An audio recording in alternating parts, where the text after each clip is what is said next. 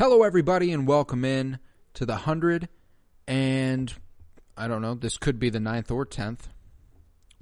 I guess which one will come out first? Well, it kind of depends. Should I put this out like right after this? We finish, and then I put the Bad Batch out on tomorrow? Yeah, sure. Today's Monday, right? Yeah. We normally post on Monday. Yeah, usually post on Monday. So this will be the 109th episode of the Penny Bloom podcast. There you go. 'Tis I, Colton Robertson, and I'm joined by the magnificent Tavarus Pennington. What's up, homie? How you doing? Living life. Oh, I'm glad to be back on the flagship show. Oh, yeah. The flagship show. Me and you here. Sounds where important. it started. Oh, yeah. It's where it all started. All started and in the basement. You know, it was around the 4th episode of this podcast that we did our first ever episode breakdown. And it was on Rick and Morty's M. Night Shyamalan's. Yes. Quite the mindfuck. Quite the mindfuck. And you know what? We're going to pick up the trend today. We're going to talk about the Season 5 premiere, which came out last night. It'll be quite the joy.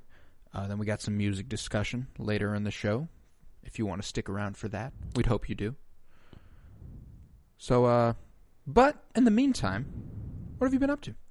Hey, just working, just trying to make a little bread. But make a living. Make a living, yeah. Make a living. Working 9 to 5. There you go. Except I hardly ever work 9 to 5. I never work 9 to 5. I couldn't never, imagine sir. that. 11 to 6. Yeah. 10 to 1. That's how long I work today. I work. Yeah, Sundays I work 11 to 4. That's the shit. That is after an shift. 11 to 6 after 11 to 6:30, like every day of the week basically, and then 11 to 4 on that last day, and then I get 2 days off, and it's just like it's so sweet. It's just, when I was working shifts, I just for some reason always had the closing shift. It was terrible. So I'd come in at like 4 or 5 and leave at like 9 or 10, and I would just be like, why do I have to do all this extra work at closing? Like, why couldn't I just get the 11 to 4, walk out this bitch as soon as the clock hits 4? Bro, I'd be leaving during dinner rush. Oh, I'd be like, yo, I need to get out of here. Yep. And they're like, oh, fuck, fine. I'm just like, I used to envy those people. Yeah, I did too. I used to work nights. But we did ask off last Wednesday. For Melissa Villaseñor's California Girl Tour. Is that what the name of that tour was? Yes. I guess that makes sense. Yeah, she's from California. She is a comedian. She stars on Saturday Night Live, and she's done a lot of work. She was in Ralph Breaks the Internet, Toy Story 4, Adventure Time, a whole bunch of shit. But we went and saw her do stand-up. It's pretty fucking cool. Yeah, no, she was. Her and all of the openers were fantastic. Yeah, had a nice little double date. Yeah. It's cute as hell. Yeah, Shout out to your girlfriend for driving. Shout out to Claire. She did, yes. Shout out to Claire. She does. We appreciate that. Oh, yeah. I mean, I discovered the White Russian here. We did, yeah. Boy, oh boy, do I like that drink. It was good. Did you made your own, didn't you? How did that turn out? Excellent. Really? Okay. Yeah, every bit as good. Damn, okay. I was like, fuck yeah. Some point I'll make you one. Okay. All right, Not now. Fair. We are on the podcast. That'd be a little... Only Thursday nights for me. on the podcast. Nights. Okay, is that reserved? Yeah, during the Loki podcasts, I like to have a little bit more fun. Yeah, right. Be like, fuck it, man. I don't know what's happening. That podcast. Nobody knows very quickly. Nobody knows what's happening in that show, so it's just. Fuck it. Really, man. is that kind of the consensus right now? Like, what the fuck is we going all on? have our theories, but none of them are right. Yeah, none of them are right. Well, they might be. We've gotten a couple things right. But anything we actually discuss and build upon, we're like, oh, fuck yeah, and it's like, nah. Yeah.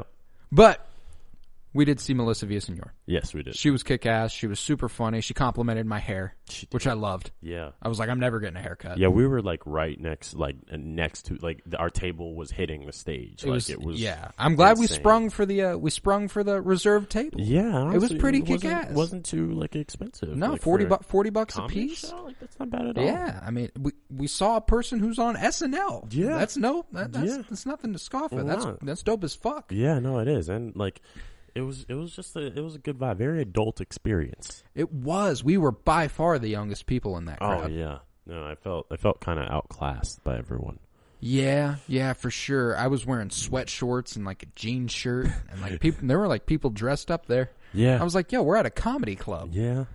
I guess that makes sense. I might cut this whole part out of the episode out of respect for the Kansas City Comedy Club. That'll be Patreon honestly, exclusive. I kind of want them to hit us up now. Maybe it'll get us some publicity. Yo, cease and desist. Okay. Like, yo, fuck you. We say what the fuck we want. We will not be censored. And that's the Penny Bloom way. That is the Penny Bloom way. But she did have a pretty kick-ass opener, too, in Rena Calm. Mm-hmm. She was funny as hell. And it seemed to me, I don't know, that she was playing to us quite a bit. Yeah. She did turn our way. Quite a bit. Most of her show was spent looking at us. I know. And she was like the only one that did that. Like, Melissa didn't really look at us too She looked much. at us as soon as she came on the stage, and she never looked at us the rest of the night. Yeah, right. Which makes sense, though. Yeah, we were basically behind her. You can like, I don't know, like, if I was up there, even just being, like, so close to those lights, like, the lights, I don't know if they were actually hot or if I was just nervous or whatever, but as soon as they turned those on, I was also drinking, yeah. I started sweating. I was like, what the fuck? Oh, I did too. It was hot as fuck. It was hot. Like, I was like, this is, like, fun and all, but, like, why do I feel so antsy? Like, yeah. Looking around like I might have a panic attack here. But thankfully, she was there to make us laugh, which helped a lot. Rena Calm joked a lot about weed. And I feel like she kind of looked at us and was like, they know. They know. Yeah. They'll get it. But, yeah, it was a lot of fun. And both just extraordinarily funny people. And even our MC, she was hilarious, too. Yeah, she was. I think her set was probably the most forgettable, like, not to be mean. But she was the MC. Yeah, she wasn't supposed to have a whole her set. set was probably the shortest. Yeah, far and away. Surprisingly, she said it was the only, like, bill she had been on where it was all female I was performers. like, damn. That's crazy. Like, there's... I wonder how many all-female lineups, the Kansas City Comedy Club has had. Yeah, right. Probably not many, I guess. Yeah, I guess not. But I don't know. I did like her commentary on the fact that, like, she doesn't like when people are like, "You're pretty funny for a female comedian." Yeah, it's like you. She said something about, like, you were fun, like, and she's like, "What?" No, that's one syllable off. You forgot. Like, what does that fucking mean? And then she did the MC did have the best, probably my favorite joke of the whole night. No shit. Which was her impression, because Melissa Villaseñor is known for her impressions, and so she gave a couple impressions of her own, and she says this is her impression of Matthew McConaughey at an alt-right rally. All right. I don't know why. And she just walks off on that one, and I was like, that was fucking epic. That like, was outstanding. So that's how you ended the set. I know. Like, you can't get that one wrong. And I loved when Rena was like, just know I've been arrested once. It was either for weed or for a crime. It was for weed. Yeah, she was funny as hell. Melissa Villaseñor, she just got the impressions down. Like, Dolly Parton, Ariana Grande, Billie Eilish. The Billie Eilish one was insane. Dude. She sung. Like, it wasn't like a Billie Eilish talking impression. It was a singing impression of She was her. doing the breathy whisper thing. And she hit those notes, I feel like. Dude, she's a great singer. Maybe she didn't, because I feel like if she was hitting Billie Eilish's notes, then she would be a singer. But also, like... Well, there are a lot of really good singers who just don't make it for singing, That's true. She should sing. She should sing. She should release a comedy Well, album. that's what she gets the most pub for on SNL, is whenever she impersonates an artist and sings for them. So, like, Lady Gaga, she did that on, like, a Weekend Update, and she sang The Shallow, and she did the whole, she actually did that at our show, too. Yeah, she did it. Yeah. And then she also did the Dolly Parton, which got her just tons of pub, because Dolly Parton, like, tweeted at her and was like, hell yeah, that was awesome. Yeah. But she opened the show with the Dolly Parton stuff, which was cool. Mm-hmm. Yeah. It was good. She also had a killer Owen Wilson. Oh, yeah. The Owen Wilson was funny. I met your dad.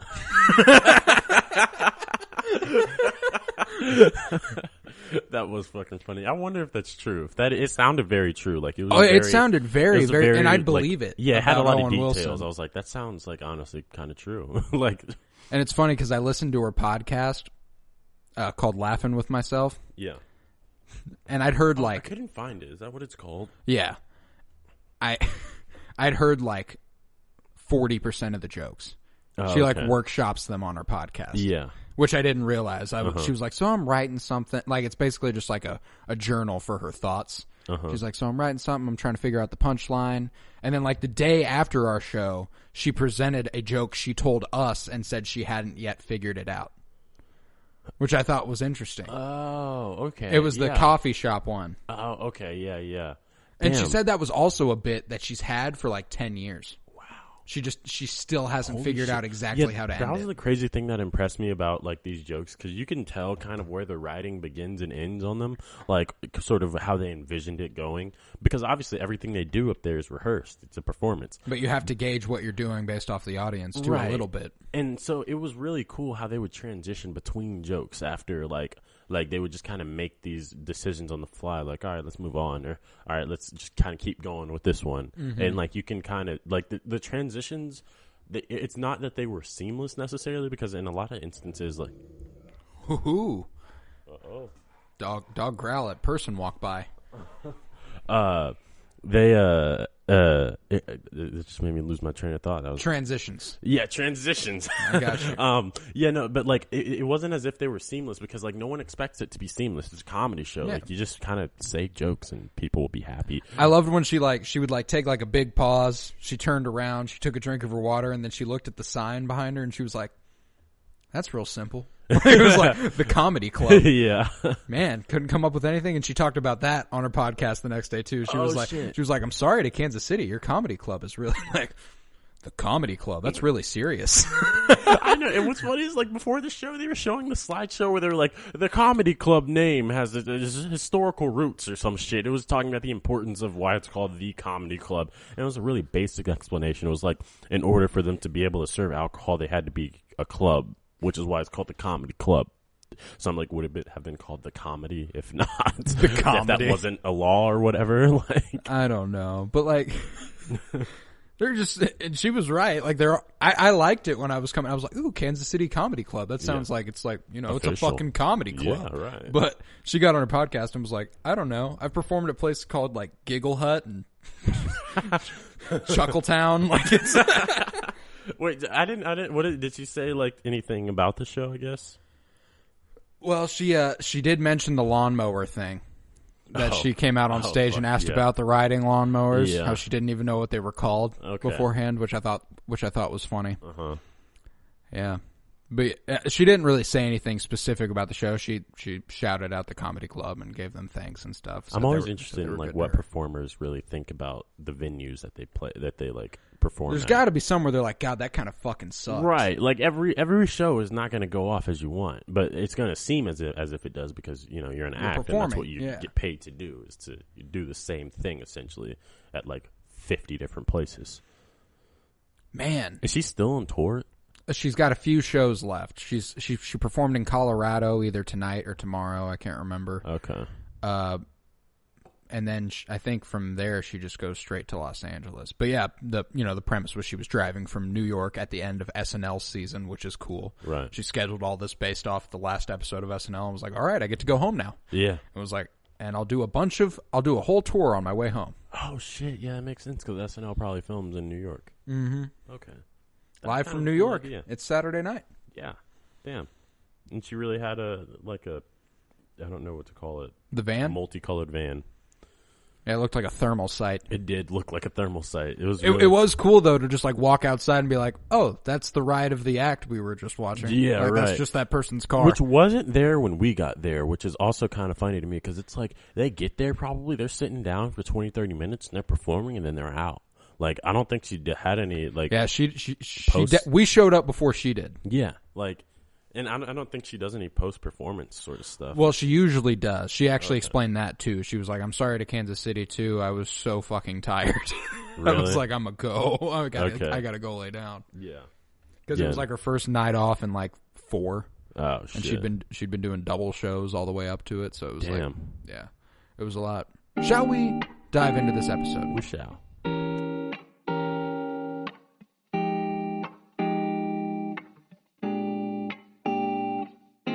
Welcome to the Penny Bloom Podcast. Ain't another place that has got more bombast. Romp past your mom, dads, listening to Tomcats, talking everything that make you sad. We don't want that. We're here to make you smile. Put your mind at ease. Peace, love, and bloom, and always praise Keanu Reeves. This what we about. This some weeding now. We'll talk until we can't no more, and then we peacing out. All right, let's go. Penny Bloom Podcast. It's the Penny Bloom Podcast. Penny Bloom Podcast. It's the Penny Bloom Podcast. Penny Bloom Podcast. Penny Bloom Podcast.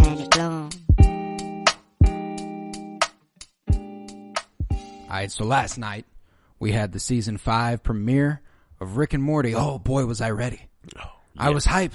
I got Emily caught up. We finished season 4, her first watch, Saturday night. Yeah. I was ready. You can do it really. Did you do it all in one sitting? Yeah, one. We did a whole rewatch over the last couple of weeks. 1, 2, 3, 4. Oh, shit. Okay. Yeah, and I'm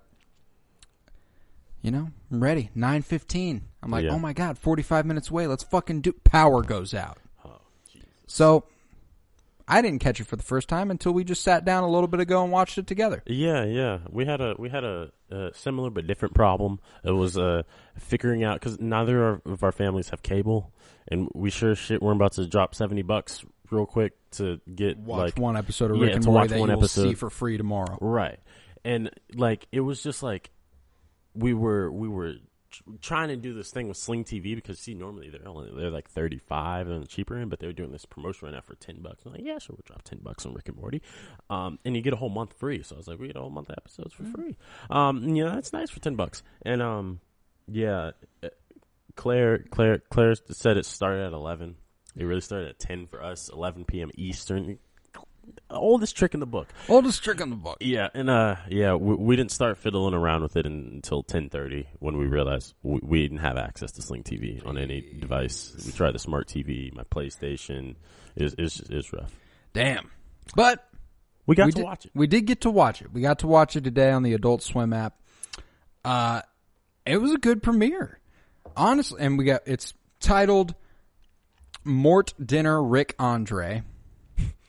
I thought there would be more like, I don't know, I thought the Andre for some reason was a reference to Eric Andre? Eric Andre, yeah. Rick Andre, Eric Andre. Yeah, like I don't know why I wanted. I don't get it though. I can always usually put together what their title is supposed to be. Yeah. I can't get this one. Mort Dinner Rick Andre. The looking at the titles for the episodes this whole season, I was kind of thrown off. Like in general, I was like, it seems like they like they're a little out there, like, so you got fucking Mortiplicity. That's episode 2. Yeah. A Rick Convenient Mort, and I was like, what does that mean? Let's see, what else is there? Oh, this one's funny. Rick and Morty's Thanksploitation Spectacular. Thanksploitation. So that's probably Thanksgiving time. Yeah, no, and that's a to be announced release date. But yeah, there were. I do like the last episode the most. Rick Samurai Jack. That's got to be kind of dope. They did throw the Samurai Jack teaser in the not the teaser, but the Samurai Jack reference in both Justin Roiland's and Dan Harmon's they did, didn't collection they? For like what inspired Rick and Morty. Yeah. Yeah, no, they're really. I think they're just really in tune with the culture. I like Justin Roiland and oh yeah, they're funny as hell. Harmon. But this episode was written by Jeff Loveness, who is also going to be the writer of Ant-Man 3: Quantumania. Really? Yes. Interesting. Fascinatingly enough, and this gave us a real interesting frame of reference of what we could potentially be working with here. Pretty much anything. Pretty much everything. Everything was game in that episode. A little bit of everything all of the time. A little bit of everything. They're messing with time. I mean, that's certainly what they'll be doing in Quantumania.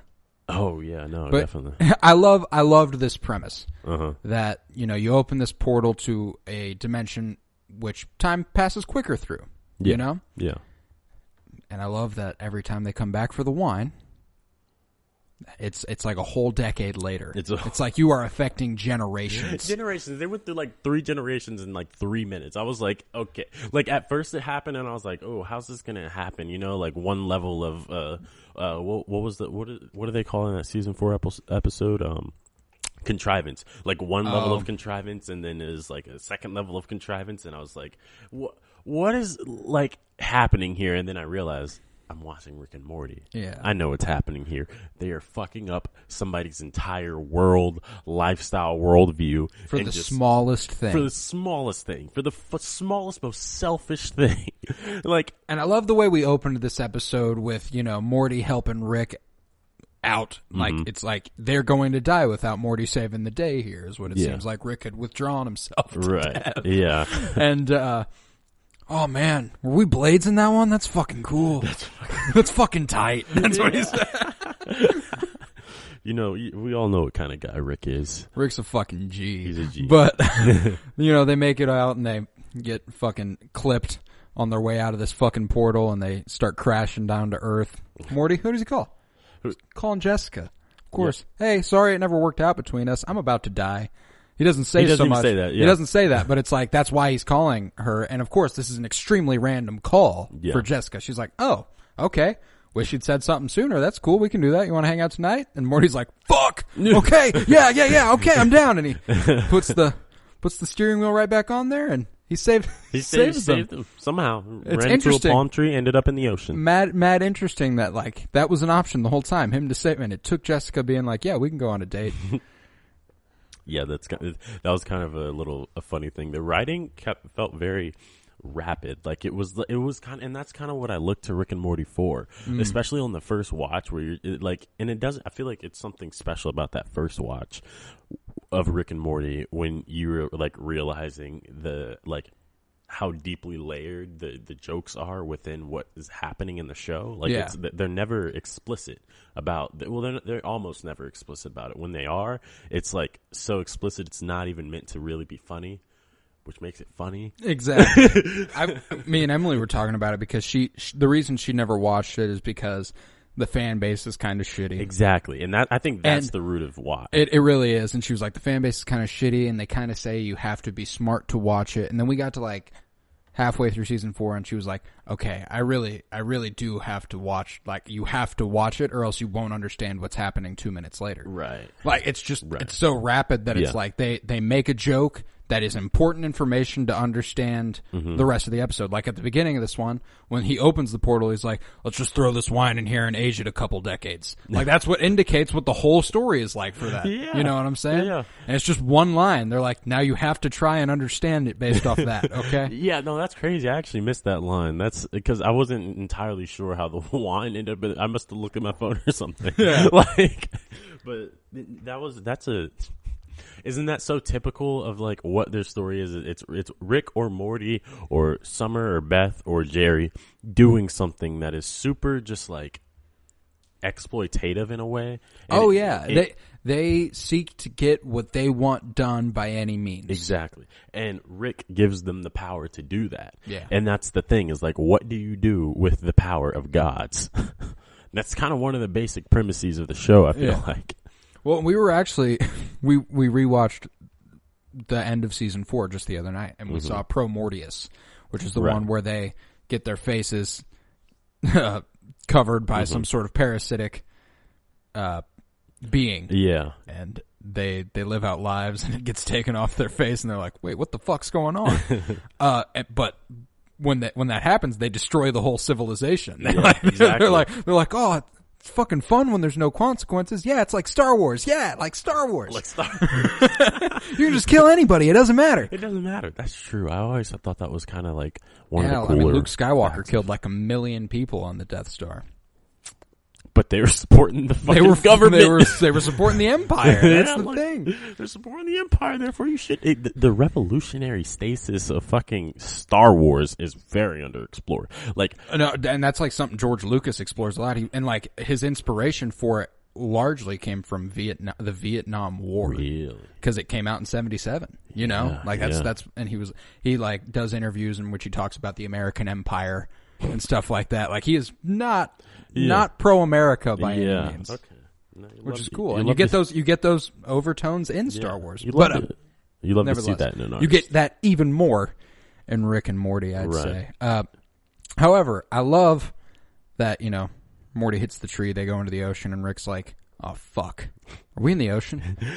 Fuck, we gotta go. Go, get out of the ocean. And then we meet Mr. Nimbus. Mr. Nimbus.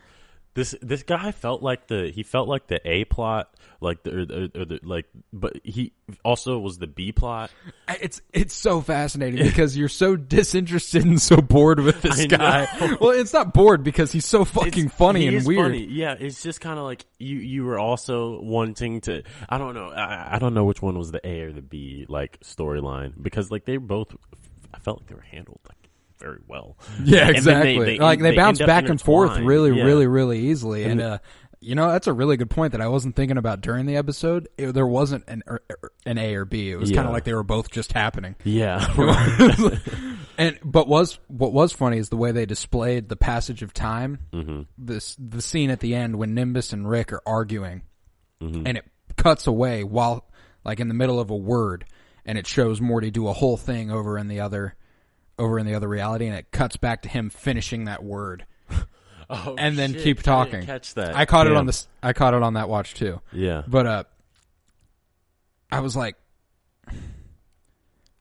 what the fuck? Yeah, no. And that's just what the show does to you. The weird thing is, I think like that subtle importance on time that's kind of under like that entire episode because like think about Jessica's storyline too, which was funny, but like ends very interesting. Fuck you, I'm a time god. Is Jessica gonna start like being like sci-fi now? Like, I was wondering. I was like, I hope they like continue this, but like part of their thing is always to restore things back to normal. Yeah, so she'll just go back to school. She might and just be go normal. back to school and be normal. But or maybe she'll go back to school and be emo as hell. And it changes her entire character. That'll be funny, yeah. But it's weird how they use this experience of being in the other universe where time is sped up, where she was in there for a couple minutes maybe, which was decades obviously in their time, and she's just like talking all insightfully about fucking time. And I've glimpsed into the eyes of eternity, maybe the eyes of God, and I heard nothing but silence. And it's so weird. It shows everything that she went through, and like she comes back a changed person, and it's like you were gone for 2 minutes. It's so weird because it's like that's all that it's kind of like. It was like trivializing the experience of this universe because it, I don't know, wasn't as slow as Rick and Morty's universe. Well, I think the idea is that like because time moves so fast there. The amount of time it would take to rebuild is so much less. Yeah. Or not so much less, but like it's going to happen because time moves so much quicker. Yeah, right. But if you're there, time doesn't move much quicker. It's just time. Like it's just passing. It's just so time. It's really confusing. I don't know if Rick's manipulating this portal technology or if that's truly the function of this. The thing is, wouldn't you see this plot instead of it happening to Morty 3-4 seasons ago, it happening to Rick? Like that is something that Rick would get himself into. Yeah, and it was weird because it just kind of shows the progression of the characters so far in the show that Morty is like he's the motherfucker coming back out like no fuck that shit I'm strapping up I'm going back fuck you Narnia I'm coming back bro and like. He's really learning from Rick. Yeah, he is. And he devastates this civilization, and they rebuild bigger and badder than they ever were before. Time. And by the time Rick gets involved, they're like fucking even. And I don't know if I want to read into it too much, but Mr. Nimbus washed it out with a flood. Seems like religious. Seems pretty religious. God. Yeah, no, I think that's definitely the underlying reference there. It has he did to the be. Humps, and then he did the fucking suck it thing, and it dropped like whales. Dude, I want Mr. Nimbus back. I need more Mr. Nimbus. I think he will be back. And I mean, he controls the police. He controls the fucking police. He's Mr. Nimbus. All we know is he controls the sea and he controls the police. No reason ever given. That's all we really know about him. We don't know why. We know he's Rick's nemesis. Well, and he does mention that before he was his nemesis, he was Rick's friend. Exactly. I'd like to explore the backstories of Mr. Nimbus, Rick, and Bird Person, all just vibing. Oh yeah. You know, back in the day. You know, because he reflects on Rick. He's like, I remember when you were someone I feared and respected. Now you're just a sad old drunk. Isn't that the trajectory of his character arc though? Yeah, but here's the thing. The reason he's a sad old drunk is because he's so disconnected from caring. Exactly. Which is shown to be true a ton of times. Yeah, it's irreparable. Like he'll never that's exactly going to be the show. And what's crazy is like I don't feel like 2 seasons ago I don't feel like I thought it was irreparable. I thought that was the main problem of Rick and Morty. And then I realized, I don't know, maybe I just got smarter and I realized what Rick and Morty was, which the point was to have these problems. Like the characters are not going to overcome them. Because if they overcome them, the show ends. The show wouldn't be funny anymore. But like it's just like it's a really good concept. I think that they have established something with Rick and Morty that essentially like cannot fail, and I think has an interesting. They mentioned something in the trailer that like there's like this line where they say like, "Well, fuck it, man, we're too big to fail." Yeah, they literally say that in the trailer for season 5. Holy shit, yeah. They kind of fucking are. Like, let's be honest. And at this point, like it seems like they plan on writing this shit out. They have a 70-episode deal that started before last season. They've only gone for 20 episodes. So yeah, I mean, and then they'll get even more after that. I'm sure. I'm sure they will. People will still be watching. I'll still be watching. Oh, I'll certainly still be watching. But I do love the inclusion of what starts with Hoovy, and then ultimately results in a civilization far more advanced than our own, even. Yeah, right. A whole robot like civilization. Well, if they get access to Rick's technology, that's true. At a time like that, a little piece of technology, and they reverse engineered a portal. Yeah, a portal. You learn a lot, I guess. It had to have been decades, and that's crazy. Is because while they're trivializing like this, like society's basically existence, their development far outpaces whatever the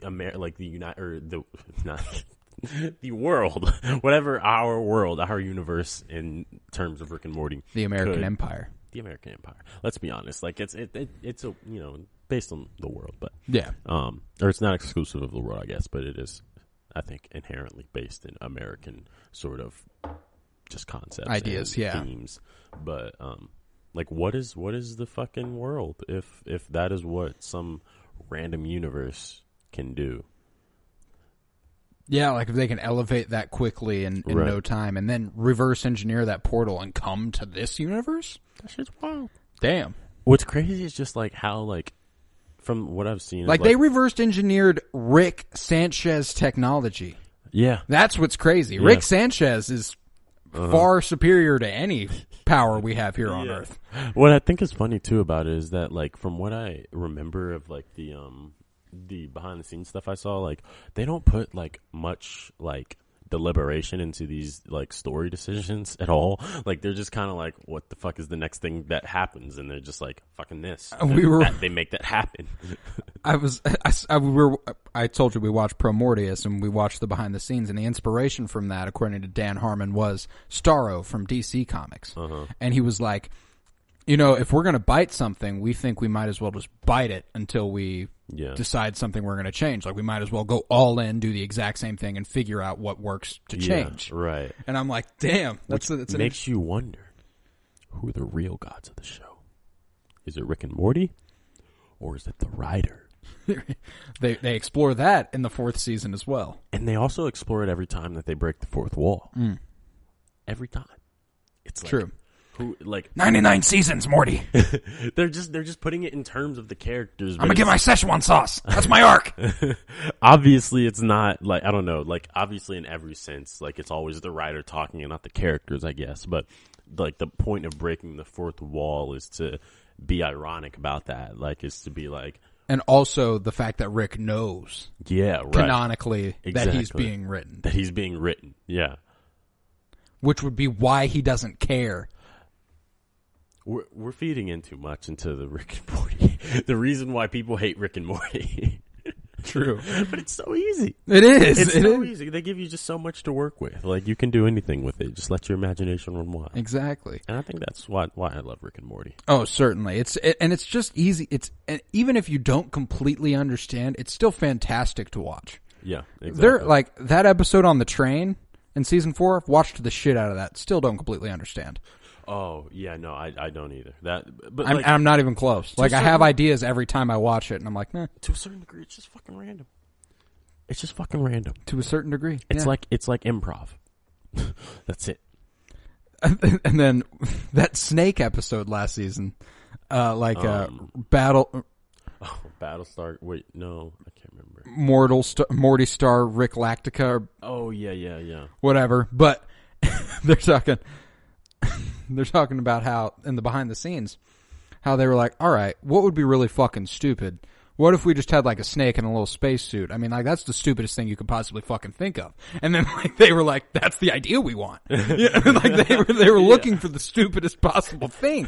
So like sometimes it's not about being smart. It's just because it's fucking dumb. It's just fucking dumb. And yeah, they get a massive budget now to make their dumb writer room ideas come to life. And it's like, that's the life. They figured it out. That's why they're so fucking cool. It's like if you work for Rick and Morty, you're cool. Like, without a doubt.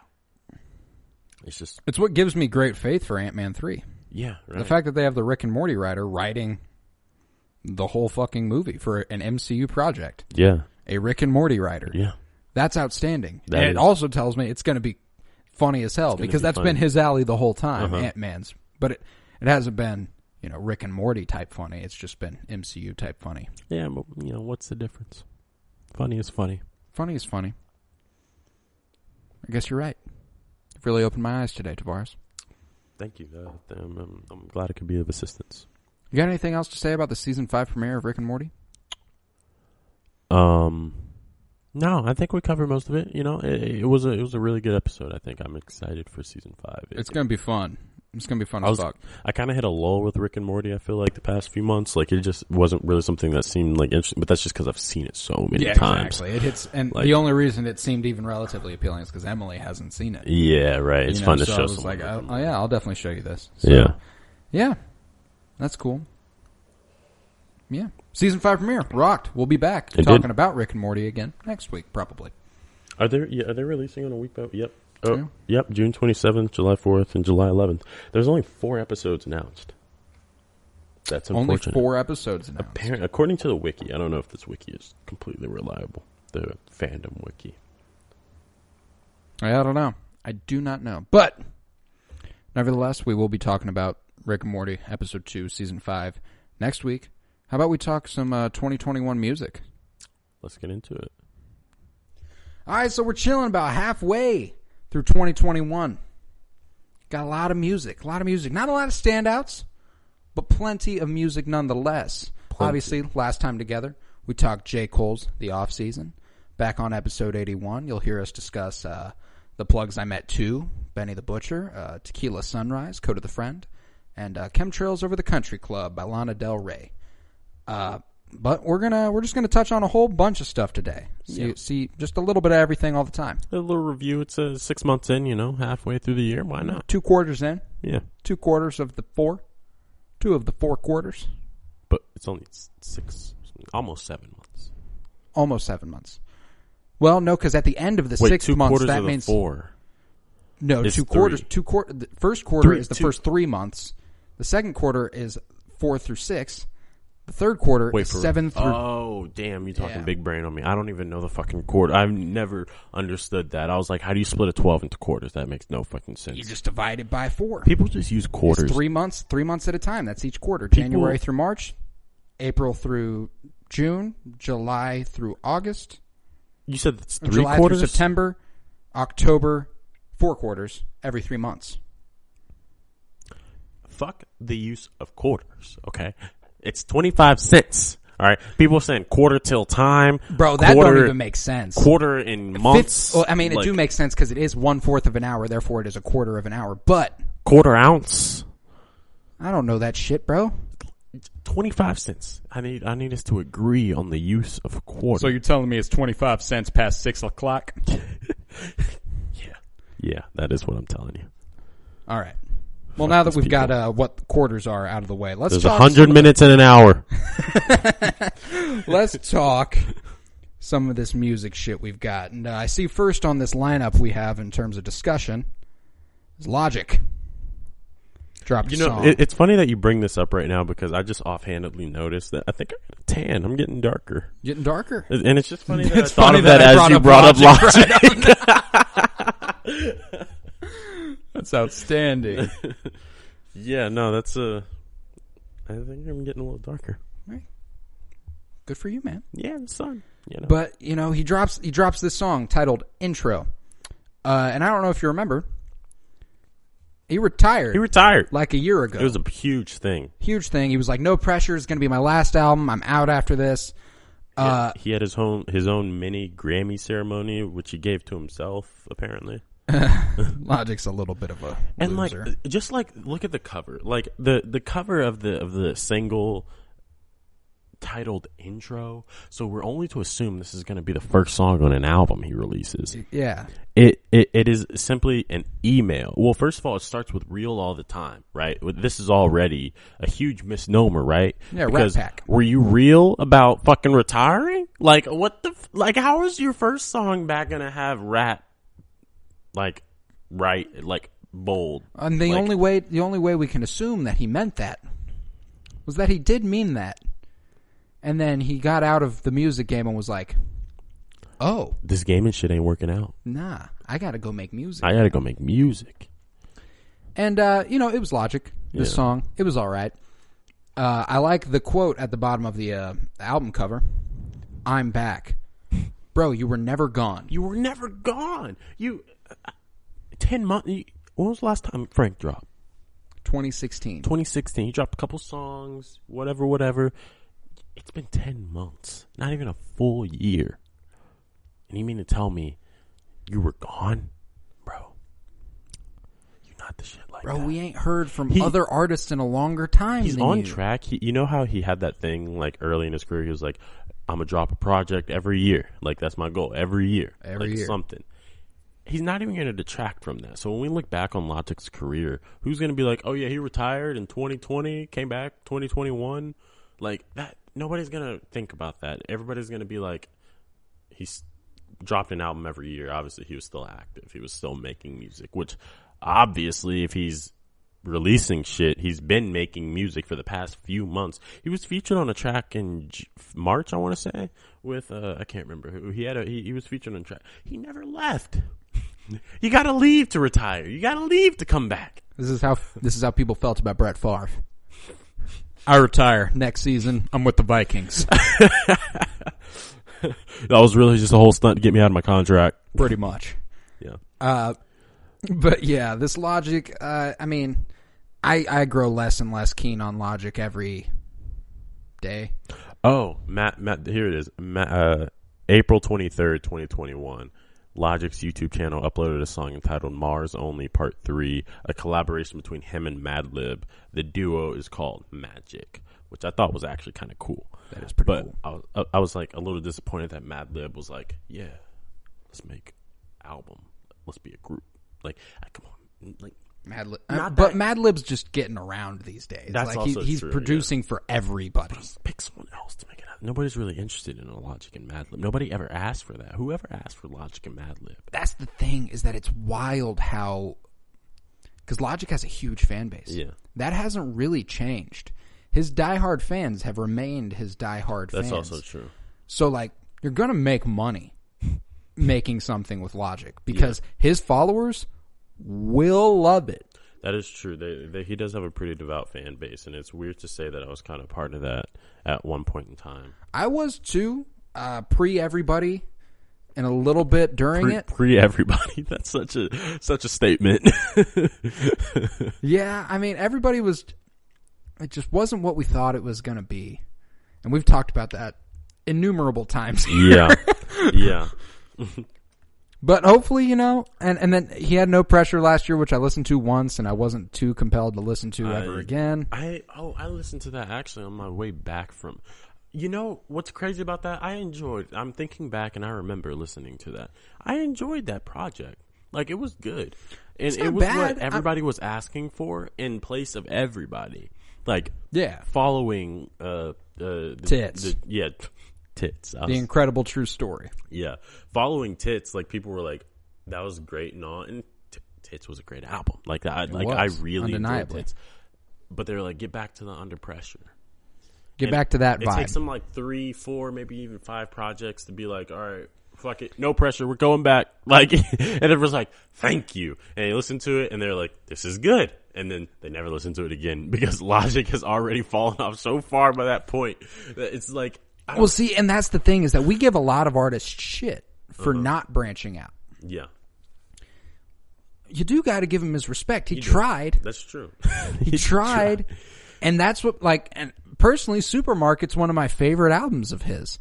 Yeah. And I actually really enjoyed the book, too. Mm-hmm. Surprisingly enough. I still never read that book. I wish I did. I read bet you should now. I read the first chapter and I was like, this seems a little like young adult, like something. I don't know. Slightly. It gets a little bit more real, but I mean, I haven't read it again. And I won't. You know what I'm saying? The cover is cool. Cover's dope as fuck. I love having it on my bookshelf. It looks cool. Yeah, it looks super cool. And I really enjoyed reading it as I read it and stuff. I'll go back in about 20 years, read it. I'm sure. And like, you'll be like, Bobby Hall. Bobby Hall. I gotta point this out too, though. The other 2 songs that the Magic has released are called, just think of this dichotomy, Radis Dad and Mafia Music. How have I not heard any of this? Yeah, because it's Logic. Is it just on YouTube? I guess so. Like I didn't see it on Apple Music, so I'm assuming it's just on YouTube. Oh yeah, because Logic's YouTube channel. But he's probably trying to promote the channel. His music. Yeah, not his music. His gaming channel. I guess, but like I don't think the gaming is working out. He has gained. He's played video games with PewDiePie, Mr. Beast. He's the only 2 I know, and then he's played with Valkyrie, Pokimane, Jacksepticeye, Corpse Husband, and Sykkuno. Yeah, I'm unfamiliar with everybody except in here. The first. I know you know. I'm familiar with PewDiePie and Mr. Beast. Yeah, because they're just like bigger than the fucking world. But yeah. Anyways, you ready to move on? Yeah, but also interesting note here, he has a memoir coming out in September. Yeah. I don't know, man. I just think that's the thing that kind of makes me feel weird about it. Is this all just like a publicity run? Is that what the beginning, like from April to fucking August, he's like, let me, just get relevant again for my book. Like, is this all like everything always happens at once for Logic, which is fine or whatever. It's smart business sense, but at the same time, if you're coming back to music and you're making that something that you're using to promote a book, it seems as if music is only a means to an end at that point, and you didn't come back because you couldn't stop making music necessarily. You came back because it was convenient and you got a book. And his memoir is titled This Bright Future. Another book, which could be the thing that he wants to get into, really. I know I've heard him in interviews talk about, like, yeah, rap was, like, great, but then, I really want to do this other shit, though. And he's been trying to do that. But in the process of him, treating the music as the means to that end, he's going to make his music worse. Yeah. And I think we've seen that. Because think about his best music. Like, his best music comes out when he's fucking broke. I think the last thing I liked, the last thing I think I liked from him was Young Sinatra 4. God, Young Sinatra 4 was fire. I got to listen to that again soon. And that was 2018, so that was after everybody. Yeah. But I don't know. But then before that, he'd also had Bobby Tarantino 2. Yeah. He dropped a whole lot of shit. He dropped fucking Confessions of a Dangerous Killer. Confessions of a Dangerous Mind. Yeah. That makes more sense. He wasn't confessing to murder or anything on that album. Music to be murdered by. Confessions of a Dangerous Mind is music to be murdered by.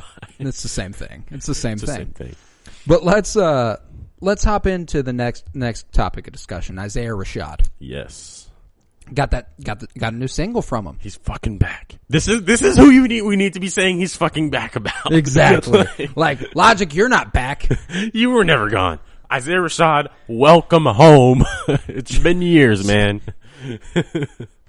Logic, I mean, just not on the level of Isaiah Rashad in talent.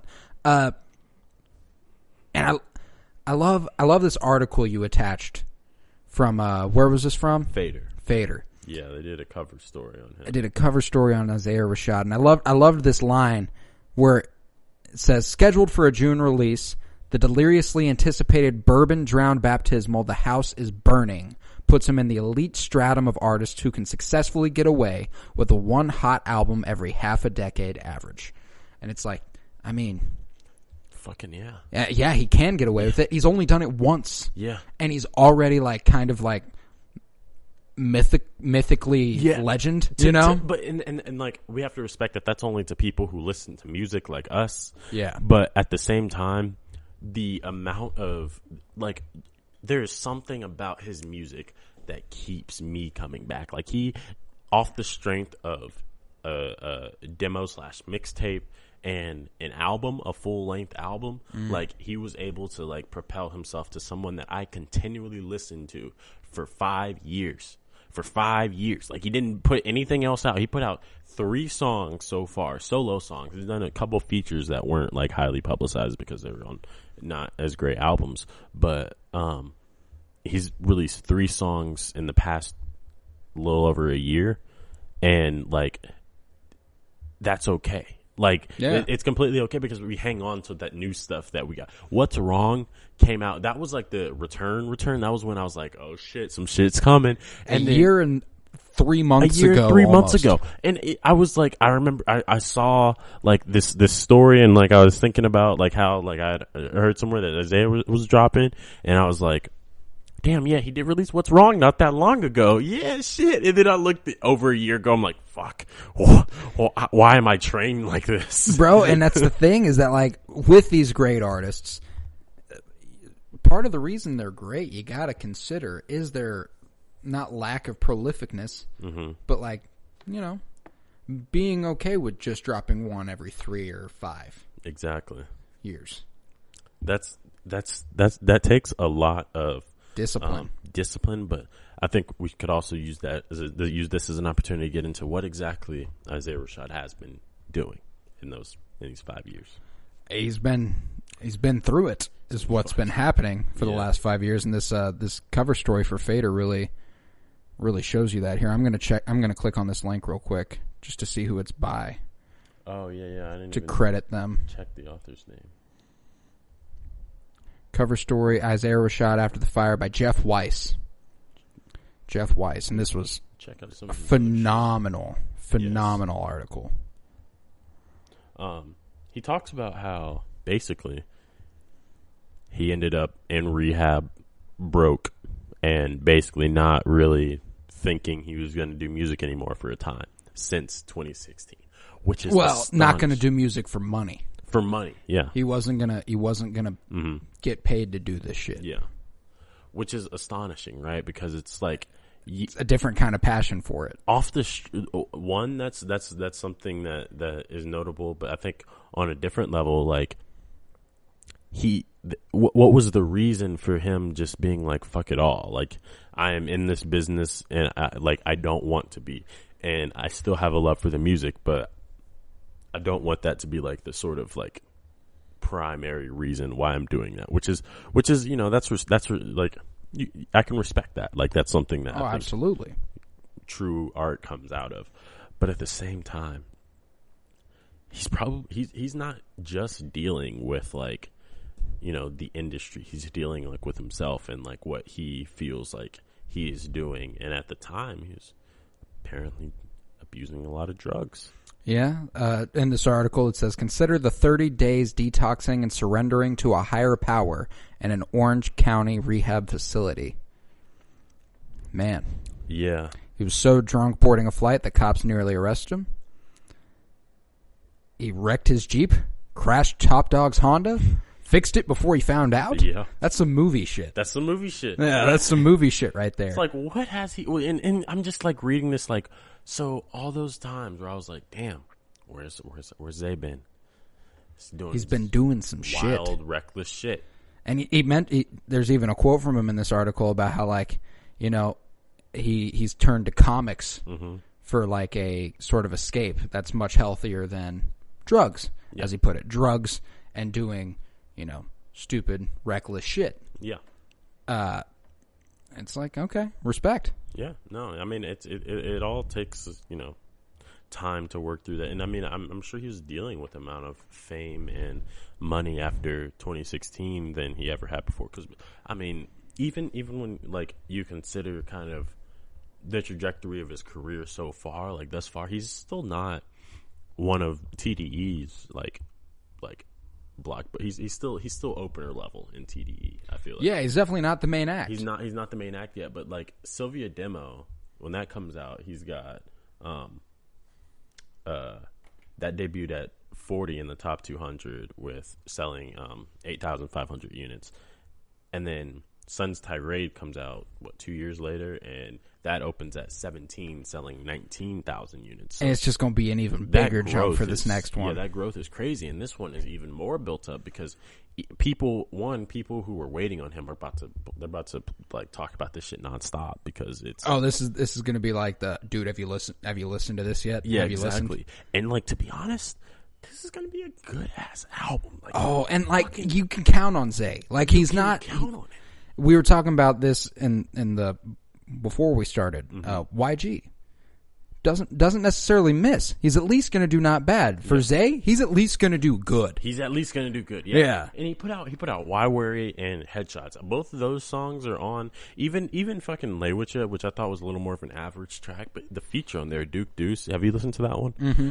Duke Deuce's verse, I was like, yo. Oh. I was like, who the fuck is is Duke Deuce? Yeah. Like Duke of where? Yeah.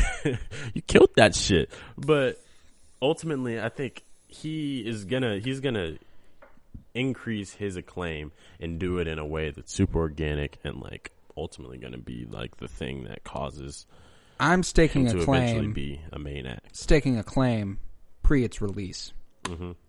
Grammy nominated rap album of the year. That's bold. That's where my money's at right now. All right, shit. I mean, I would have nominated Sun's Tirade. Yeah, that's what I'm saying. Like that was that caliber of an album for me. The Sun's Tirade was, and I can only imagine the house is burning, and the way he described it, bourbon drowned baptismal. Yeah, that sounds fantastic. That does sound fantastic. Like that. Yeah, that kind of embodies sort of what I want out of Isaiah Rashad. Like he is the type to release this very like melodramatic sort of like I guess drug induced music and like, alcohol induced music almost. Yeah. And it's not even like the main quality. And that's what this article keeps coming back to also, because with beats that sound like they've been ripped from J Dilla's Donuts and soaked in whiskey. You know, like that's what they feel. They feel like dark liquor. They feel like dark liquor. Yeah, exactly. Oh shit. Yeah, they feel like dark liquor. That's quite a way to put it, which is a wild thing to emulate. Like, how'd you nail that on the head? How did you do it? But at the same time, it's still super musically talented. So musically talented. And the house is burning. The house is burning. That's a fucking title right there. I cannot wait. Like I know this is about to be some biographical shit or autobiographical shit. We got that first song, Dark Side, spelled after the DC Comics character Dark Side. And I liked that excerpt too about how comics helped him with his depression, you know, and the healthy escapism that he uses. I love me a good comic book. You want to go back over the releases too for the week the Sun's Tirade came out. Yeah, dude. The top 200 at number 1 was Birds in the Trap Sing McKnight, which actually dropped alongside the Sun's Tirade. Geez, so in 2016 then, when Sun's Tirade came out, you had Birds in the Trap Sing McKnight at number 1. Number 1. God, that's still my favorite Trav. That was a time, yeah. That's still my favorite Trav. That shit was fire. And it's like crazy to think that pick up the phone, baby. He was increasing his numbers amongst all of this other shit that was hot shit at the time. And like still hot shit now for the most part. You got at number 3 Drake with Views. Views, bro. I was a classic Views got better over time for me too. Oh, Views aged like fine wine. I remember the first night we listened to it, I was in a group with like a couple other friends, and my friends expected Nothing Was the Same, If You're Reading This It's Too Late type Drake. And then he came with this poppy R&B vibe. It slaps. It slaps. I remember like Feel No Ways, still one of my favorite songs ever. If we're gonna be real. Oh shit! I love that song. Honestly, it's the Spirit sequel to fucking Take Care. It is. That's really what it is. It really is, and it's just it was just fucking good. But when Sun's Tirade came out, that was at number 3. You had Suicide Squad, the album, at number 4. Number 4. Above. I'm in that purple Lamborghini lurking. Above Rihanna's Anti and Beyonce's Lemonade. And That's Frank crazy. Ocean's Blonde. Yo, fuck that. Yeah. The fact that the Suicide Squad album was That above shit was Anti, so Lemonade, and Lemonade and Blonde. And I remember people asking me if I'd listened to that, and I was like, no, I haven't listened to the Suicide Squad soundtrack because I hadn't seen the movie. There was no reason for me to listen to the soundtrack. I don't think I ever listened to it front to back. Yeah. I heard songs from it because Trenton fucking loved Purple Lamborghini. The only And that Sucker for Pain. Oh shit! Yeah, that was a huge. I song. got you.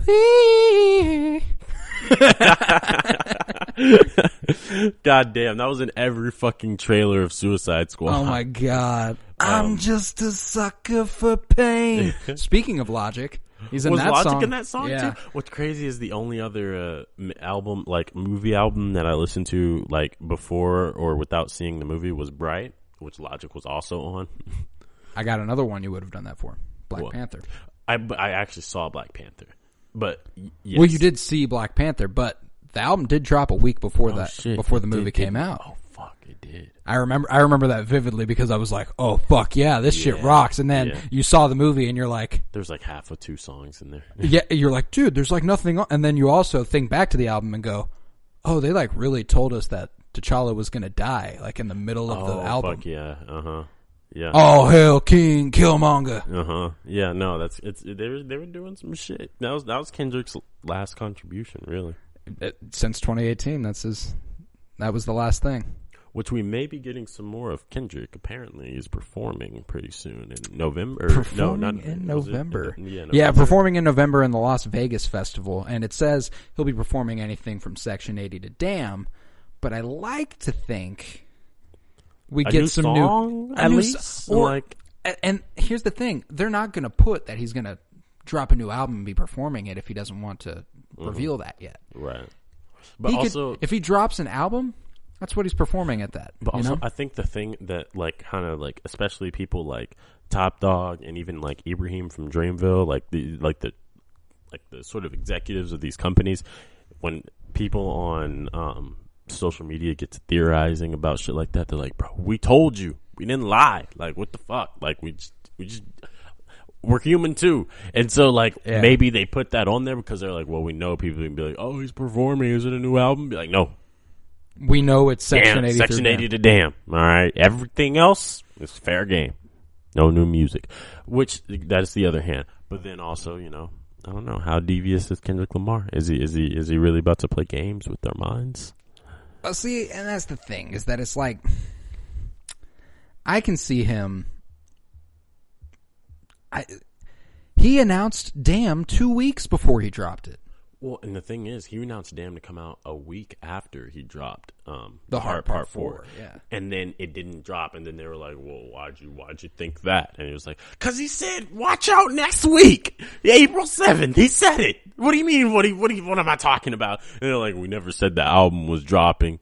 Like, and ultimately it was fine because it came out a week after that. But like, they make it seem like we're dumb, but it's like, you know, like, we're on to you. We know. we know. I don't know if Kendrick knows this, but there was supposed to be another album that dropped the weekend he dropped Damn, and it was supposed to be by him. Oh, I forgot all about that. Yes. Where's fucking what was it? God. A song on Damn. By the way, that was the results of our in-depth research. That was the cover was going to be the Damn cover, but in blue. Yeah. God in the sky, the blue. Don't you get it? Don't you get it? It would have been perfect. But yeah, he was also supposed to drop an album. J. Cole, fuck both of them. I think J. Cole said in his interview that he did with LA Leakers that when you and K. Dot drop, bitch, you can't handle two. But I bet this February that shit gets scary when the fucking round of drop. Nothing. Yo, that February was like February 2016. Yeah. Oh, wait, was it? Or 2015. 2015, yeah. It would have been one of those. And it was like... I think we were sophomores. We're like 7 years off from that now. Almost. No, but I think he said in his interview, like, I regret kind of like hyping people up for that. And like, but like they knew what the fuck they were doing. Like they knew when they made Black Friday what people were going to take away from it. They knew why it was fire. Well, and that's the thing, is that there was already speculation even before Black Friday. So when they did Black Friday... They said they had music together. They said they had it. Like a lot of it. A lot of it. And they said it like... A lot. And like people around them have said it a lot. A lot. What the fuck are they sitting on? And why? Like, why? Do they not want to make money anymore? They're like, oh, that will be a #1 album. Think about that. Like, they were like, oh, we're busy touring and our schedules are so different. Like, well, yeah, but if you drop the same album, guess what? You can go on tour together and bring in more money than you've ever made in your life. I swear to God. And you just fucking had COVID. If that wasn't time to sit down and think and be like, well, let me finish these songs that I'm not busy. I'm definitely not busy with touring right now. Like, we could hop on Zoom like everybody else, make this shit happen. I don't think it would take that long. But like, even Kendrick's most recent features are from like 2013. Wait, he recorded "Look Over Your Shoulder" and "Good Kid, Mad City Time." That like 2013 is when he recorded that verse with Busta Rhymes. For real? Yeah. And that just came out. That just came out. Damn. I don't get it, but I guess I respect what they do. Everybody's got a process. Everybody do. But man, that Vegas lineup is crazy. It is. I don't know if you've looked at the whole thing. Yeah.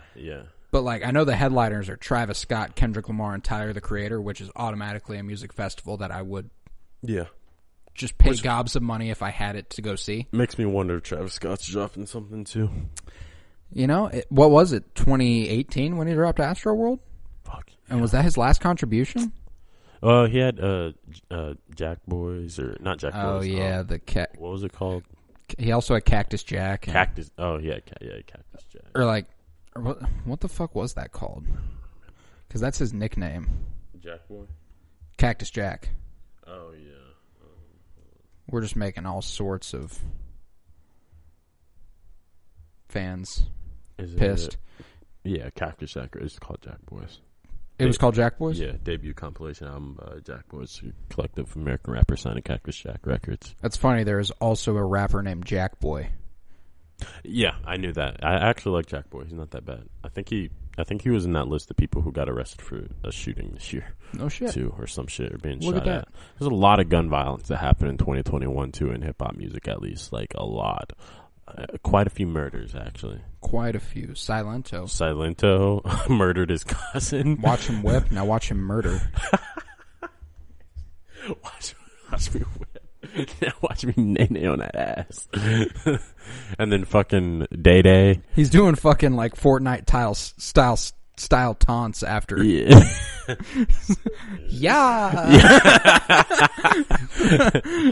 fucking Day Day got arrested for murder too. Hey.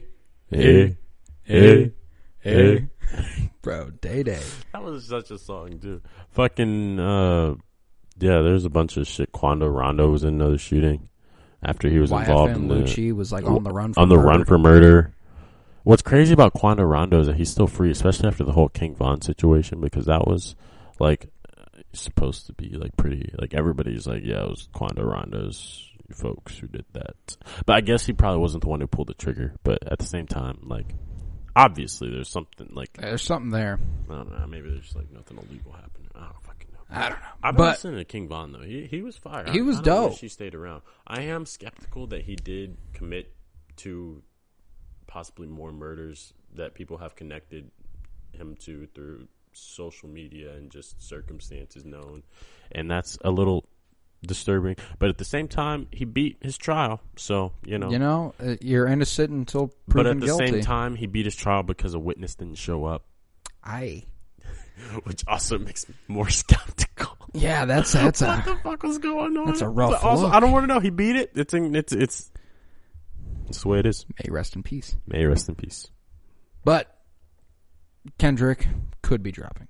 We do not know. We do not know. We won't get our hopes up, but I remember when he announced like PG Lang and stuff. I was like, everybody was like, "What's that?" It's just a company, like a what do they call it? It's basically just like a at service company. Yeah, which makes I still don't really understand what it is, like what it does, what it's for, who's paying them, who they're selling to. It's other just than like a weird collective. Like it's just it's a little broad right now, but if you're Kendrick Lamar, you want to start a company, you start a company. And he'll narrow that vision eventually, or he'll just sell it for a ton of money. Yeah, that. And I know the trailer that they released was really dope. Really fucking cool. Who drops a trailer for a company? Kendrick Lamar. But Kendrick Lamar, a.k.a. Benz is to him just a car.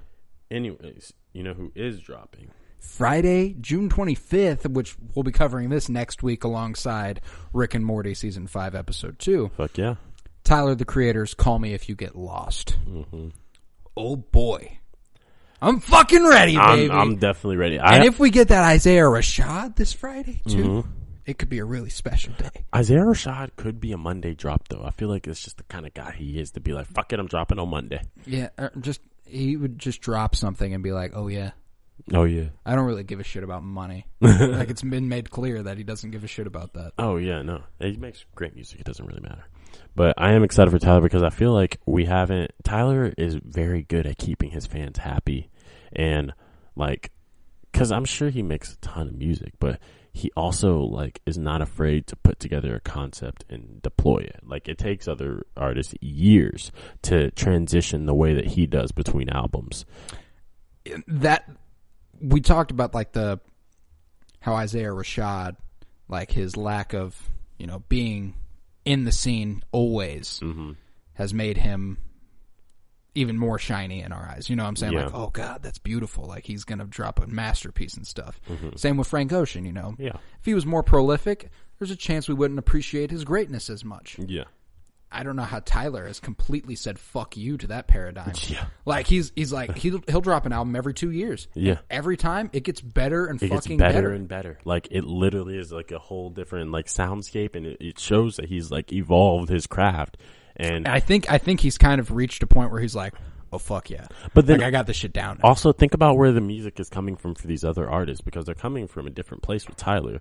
You got Frank, Kendrick, even J. Cole, Isaiah Rashad. They're translating their experiences in life, which means, they have to actually go experience that life. Yeah. And they're translating that into the music, and that's what makes it, quote unquote, real all the time. Real, yeah. Not fucking, well, I don't know, maybe Logic is doing that too, Raddest Dad, but then he goes and he's like, mafia music, mafia shit. Young Sinatra. Anyways, Tyler doesn't really have to do that because he's quite explicitly been like, this isn't based on me, this is shit I come up with. He's just a creative. This is a new fucking person now. Igor is different than fucking Cherry Bomb, and Cherry Bomb isn't fucking Flower Boy. These are all different people. And Wolf obviously is different than fucking all of that shit. And it's like every time he comes back, it's a new persona, which gives him a whole different, like, terrain, kind of. So here we've got issued to Tyler Baudelaire. Baudelaire. That's what's on the license plate, which is the cover as we have it. Oh, I didn't even notice that. Holy shit. I know his last name is Akonma. I don't know why. I just assumed he had his own name. That's what makes me think that might be the character. Oh yeah, no, it definitely is. But like what I like about just like the way that he's coming, like with the whole look and everything and the sound of the music, it sounds more true to kind of what Tyler started as, something that was more indicative of his own personality and his own sort of reflections. Like with Igor, he obviously like completely abandons, I think, any semblance of himself, and that was the point. Like he was completely thrown into the character the same way that he started to do with Flower Boy, and just to a lesser degree. But like I have a inkling that Wolf and like Bastard and like those sort of projects they're more true to sort of the shit that was going on in Tyler's head. Yeah. And they weren't sort of these evolved isolated characters that he had come up with. They were just kind of plays on himself. I get you. Which is respectful in the same sense, but it seems like he might be going back to that sort of, I don't know, paradigm. Well, that's the thing is it's interesting that he has gone to this really abstract shit in general. Not abstract so much, but like it's definitely an idea he's created. It's not incredibly based in experience. So I am like, especially after this announcement video where it's just him making out with another woman's girlfriend, getting in his car and driving off. Call me if you get lost. Call me if you get lost, yeah. And it's just it's so nondescript. Nothing is said. It's just kind of the scene, and nothing is made clear. It's call me if you get lost, and it's almost like an infomercial-esque feel. Yeah, that's the vibe I get from it, which is hilarious. He's always, I feel like he's always playing in different periods. Like it's never modern necessarily. Maybe Flower Boy was pretty modern, but other than that, like I don't know. Maybe his earlier, his earlier albums too were pretty modern as well. Igor was really the first time he did that, but it seems like he really likes kind of like that vibe. Yeah, like the different era vibe. Yeah, I don't know, but that song he dropped, Lumberjack, that's gas. That's gas. Yeah. That is gas, and that's. I mean, it was Tyler as fuck. It sounded more like the older really vibe. Rapping. He was really rapping, and it seems like he just kind of gets in like these different swings where he's like, "Fuck it, I'm gonna prove to y'all I can make anything I fucking want." Yeah. You think I can't make 70s retro dance music? Fuck you. I did it. You make my earthquake. And then he's gonna be like, "Oh, you thought I wasn't hard? You thought I couldn't rap? All right, fuck you. Here you go." Okay. This shit's hard. Like he just stunts on everyone creatively. Like that's kind of his mission in life. I feel like to be like, oh, you thought I couldn't make clothes too, huh? You thought I couldn't set the trends. You know what, bitch? Golf on that shit. I'm wearing a golf shirt right now. You're wearing a golf shirt right now. Like and it's fire. It's a fire ass shirt. Like got it at the Igor concert. Fuck. Oh, did you? Damn. Okay. Yeah, he had actual concert tees, and then he had like golf merch, and I was like, because you know what? I can't buy golf merch online really because it's always sold out. Yeah. You've got it here. I'm just gonna go ahead and grab that. What's crazy is he even stunts on Lumberjack. He's like, I own all my companies full. Like, yeah, shit's kind of dope. That's a king. That's a king right there. I love me some Tyler. So I'm looking forward to that. Yeah. So next week's gonna be a fucking great episode. If we get we got Rick and Morty episode 2. We get a Tyler the Creator album and an Isaiah Rashad album. Oh fuck, buddy! I'm really praying we get this Isaiah Rashad.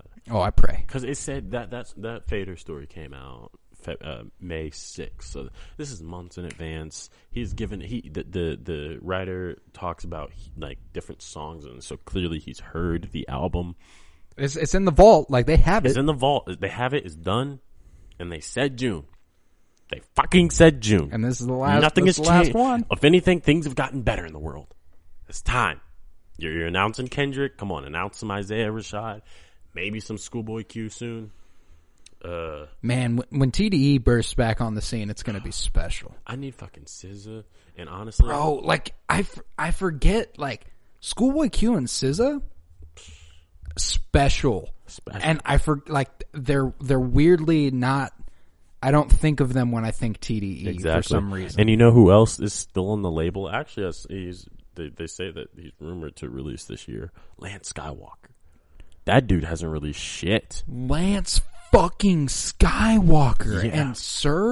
And Sir. Fuck. Oh, well, Sir did just drop Sir last summer. Right? But don't get me wrong. Because Chasing Summer or something like Chasing Summers or something like that. Bro, I fucking love. We talked about that on the podcast at some point too.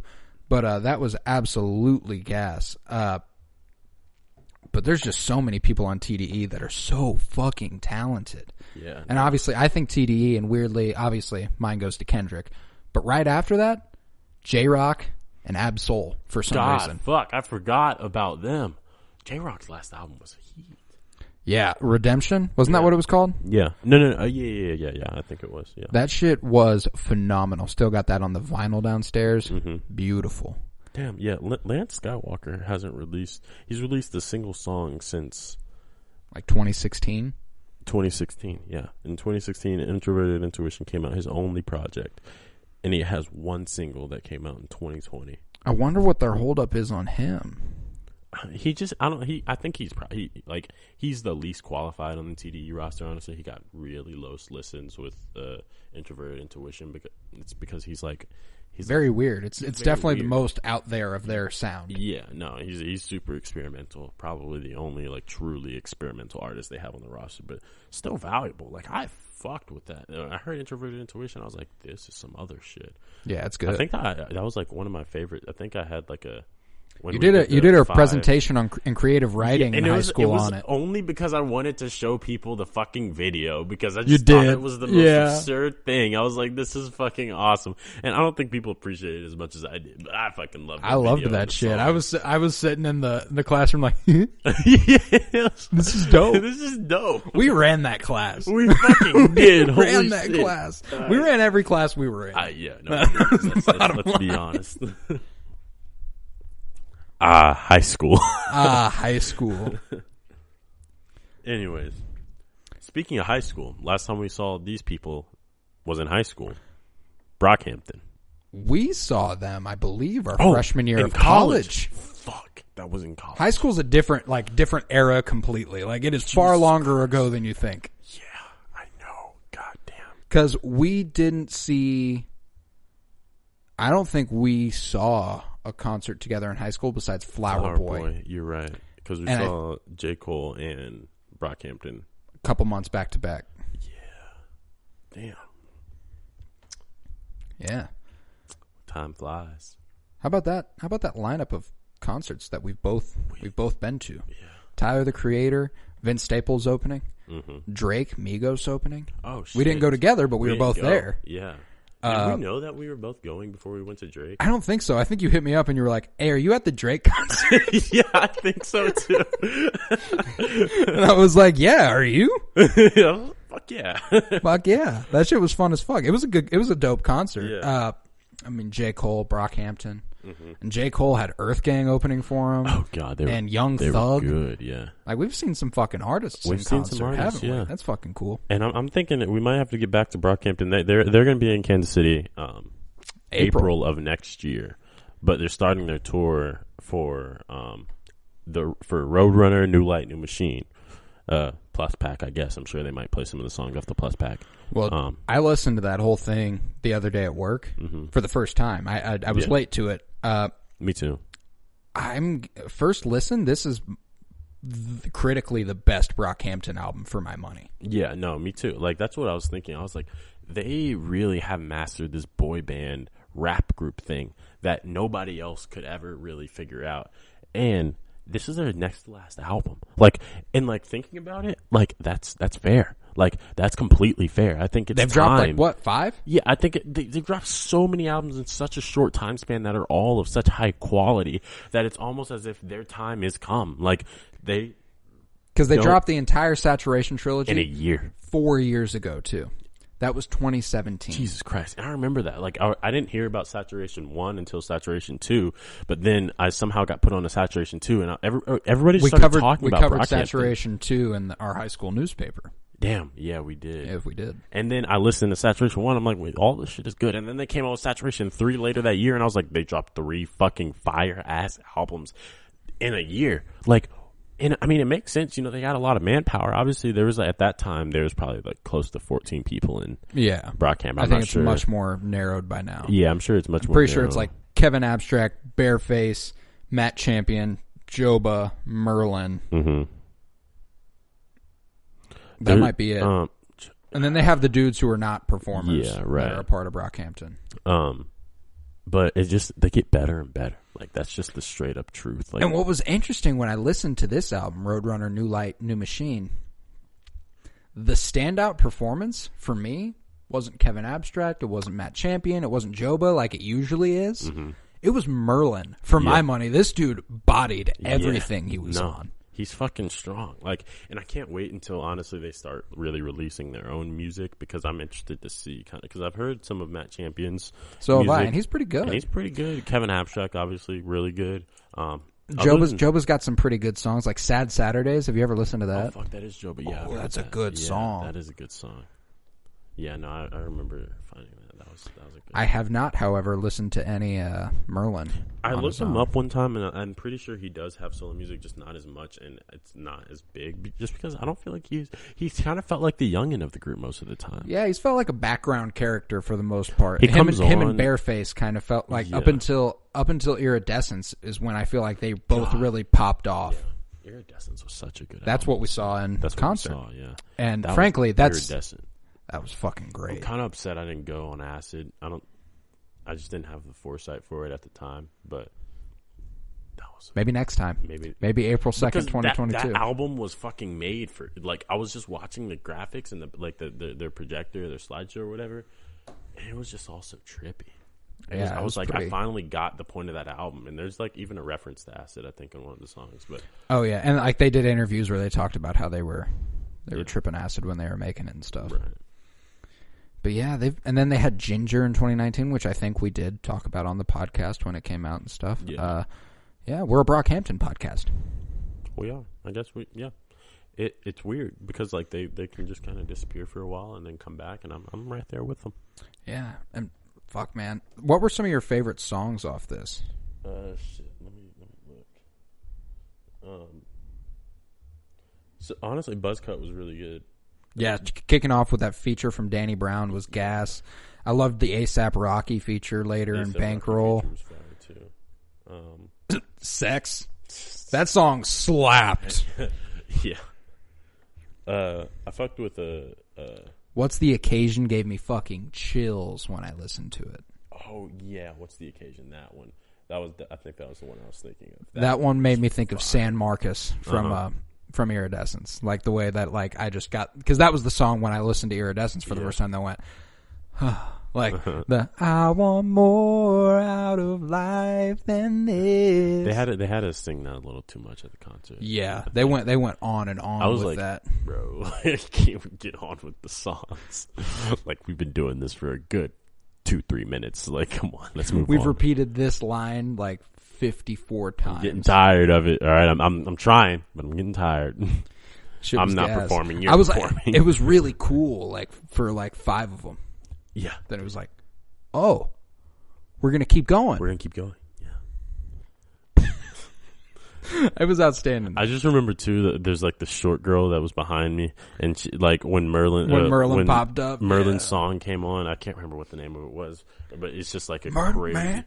That shit just was, where the cash at? Yeah, where the cash at? And she was like, "Excuse me, can I get by the railing?" And she got up there and she like was like flinging herself over the railing. It was insane. That woman fucking loved Merlin.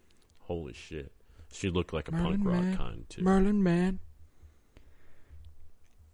Damn, I'm looking at the lyrics from that one, and that shit fucking slapped. It did. It was hard. I would rather be on acid. That was the mention. It was in Where They Cash At. Yeah. So there's also some other albums from this year we should talk about. Oh, absolutely. We got her. Yeah, she dropped, and I was listening to it the other day, and like, the way it was presented to me on Apple Music, I was under the impression it was an older album that they had just recently released because it's called Back of My Mind Apple Music Edition. Then I looked into it. Came out June 18th, 2021. Literally days ago. Yeah. And I was like, well, I'm going to listen to the shit out of this. And, you know, she's her. She's fucking great. Yeah, no, she is great. So good. She got this feature from Erykah Badu on there, I thought. Oh, wait, no. I misread that. It wasn't Erykah Badu. Sorry to get you all excited and everything.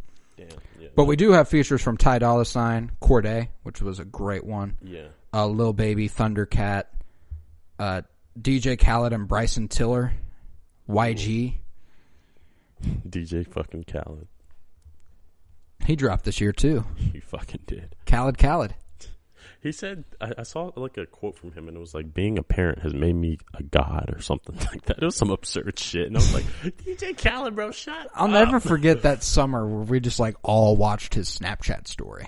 Yo, we really did. Just cause. We all did too. Like everyone, like you could argue that DJ Khaled made the Snap story and like the IG Live and IG story what it is today. Yeah, in a weird way. What did he do that was it was he was on it all the the fucking day. Yeah. If you watched his Snapchat story at the end of the day, you were clicking 100 times. Guaranteed. You would see every fucking thing about his day. And you could even tell that it'd start when he woke up and like was yelling for breakfast. Yeah. The people around him were just getting annoyed of him recording all fucking day like that. I'll never forget that clip with his wife. Where she's like, shut the fuck up. He's like, oh.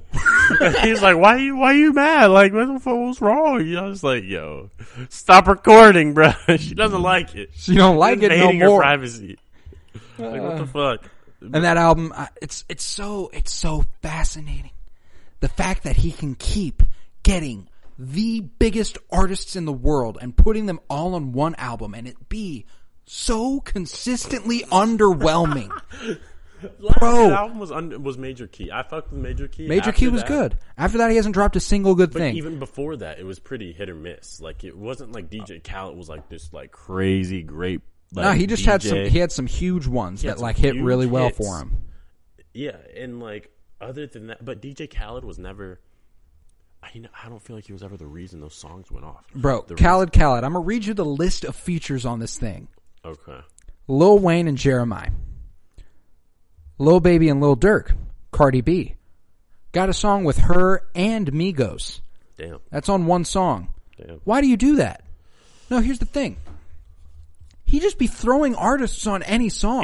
You need to try and coordinate it a little bit. Her and Migos, I mean, it was all right.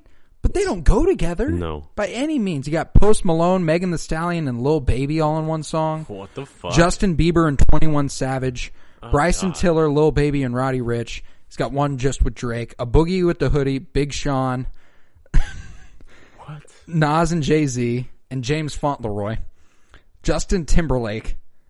Bryson Tiller, her, and Meek Mill. Meek Mill? What the fuck? Bro, it's Bryson Tiller, her, and Meek Mill. It's just... What the fuck? He can't keep getting away with it. Some Jesse Pinkman shit. Yeah. I don't know. DJ Khaled he'll be done in about 10 years, I think. He'll retire. He can retire right now and he'll be fine. He's dropped enough albums. He's dropping like every fucking year. Like, he's on like a year an album. And he's getting crazy-ass artists for every single one of those projects. And that's only ratcheted up in the last 5 years, I think. Well, And releasing worse music. You know why? Why? Because of his fucking Snapchat stories. That made him an A-list celebrity. Like, Damn. because everyone with the Snapchat watched DJ Khaled's Snapchat story. I was watching DJ Khaled's Snapchat story for longer I'd like to admit. Me too. Like 3 months, I would watch this dude's Snapchat story every day. God damn. Why? I could not tell you. Yeah. What about this man was entertaining? I don't know. Maybe his enthusiasm. It was enthusiasm. Oh. The overwhelming... The flowers. You remember when fucking flowers. He would water those shits every day. He's like, I'm in life. I'm in the fucking principality of the universe. Nature. I'm one with nature. I'm God. I am God as the earth is God. And then he'll be like, I'm working out. I did too. I'm working out. Never listen to they. They'll tell you don't water your plants. That was Why would they tell me that, DJ Khaled? They block. I remember I got I have that lotion. Palmer's cocoa butter, the They block. I have that downstairs, bro. Yo, wait, did you just keep it? I just have that shit. That's such a collector's item. They block. I got it at Ross, Dress for Less. Yeah. Palmer's cocoa butter did a collab with DJ Khaled. They block. Major key.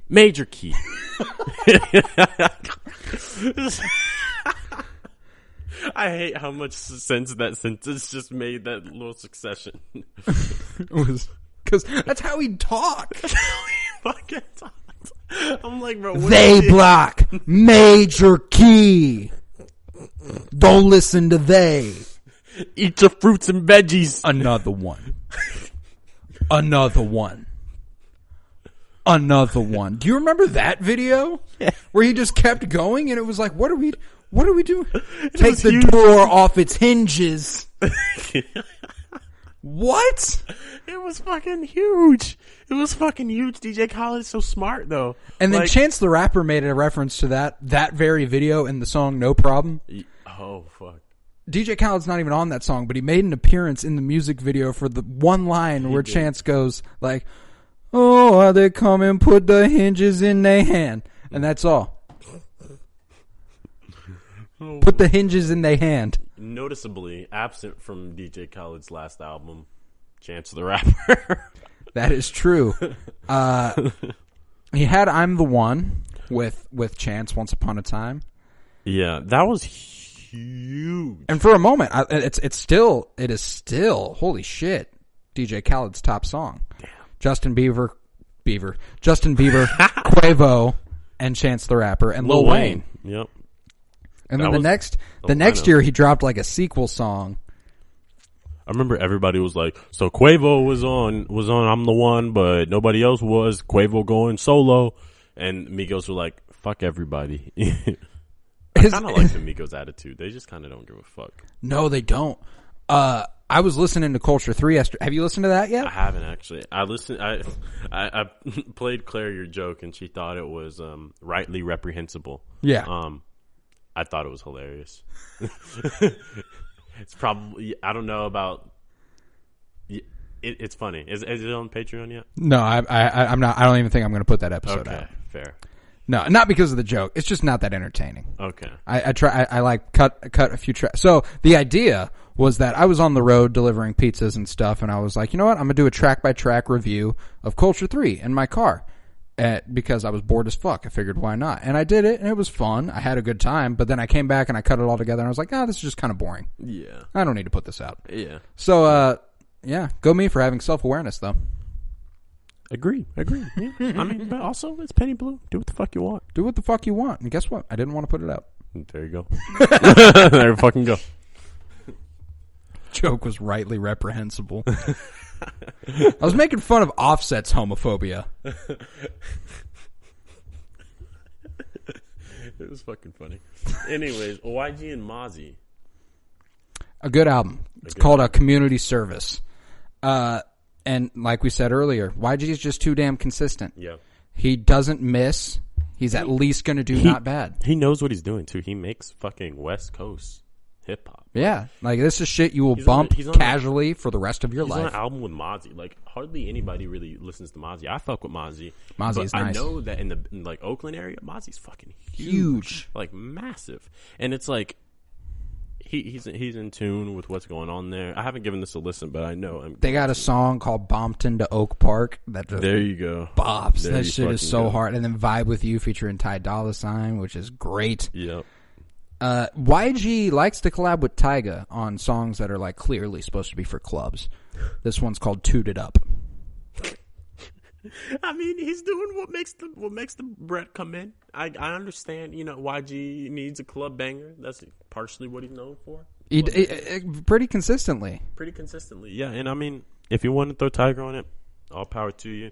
Those white people love Tiger, man. That's what I tell you. That was the first thing I learned in college. They would always be like, play some Tiger. And I was like, are you serious? Where's Rack City? Bro, every party. Where's Rack City? Play Rack City. I'm like, bro. I'm faded. Y'all actually still fuck with that? I'm faded. I gave up on that like a month after it came out. Like, I don't even know. Yeah, I liked it. I liked it for a summer when I was 13. 7th grade. Okay, when I was 11. We were in 7th grade. I remember. Maybe it was the 8th grade. 7th or 8th grade. I was in middle school. Yeah, certainly. Me too. And it wasn't Rack City. Rack City, bitch. Rack City, bitch. I was also singing Faded because that album was huge because of Rack City. Because of Rack City. Rack City was kind of hard. It was hard at the time. At the time. Now I look back and I'm like... It was just catchy, though, for a middle school. It was like, Rack City, bitch. Rack City, I would hear that now, and I'd be we like, loved singing a song with bitch in the chorus. And it's all about titties. Of course our middle school asses are going to be like, this song rocks. This song goes hard. It's so repetitive. This song goes so hard, he just keeps saying Rack City. Bitch. TNT and 1020s on your titties, bitch. Fucking Tiger.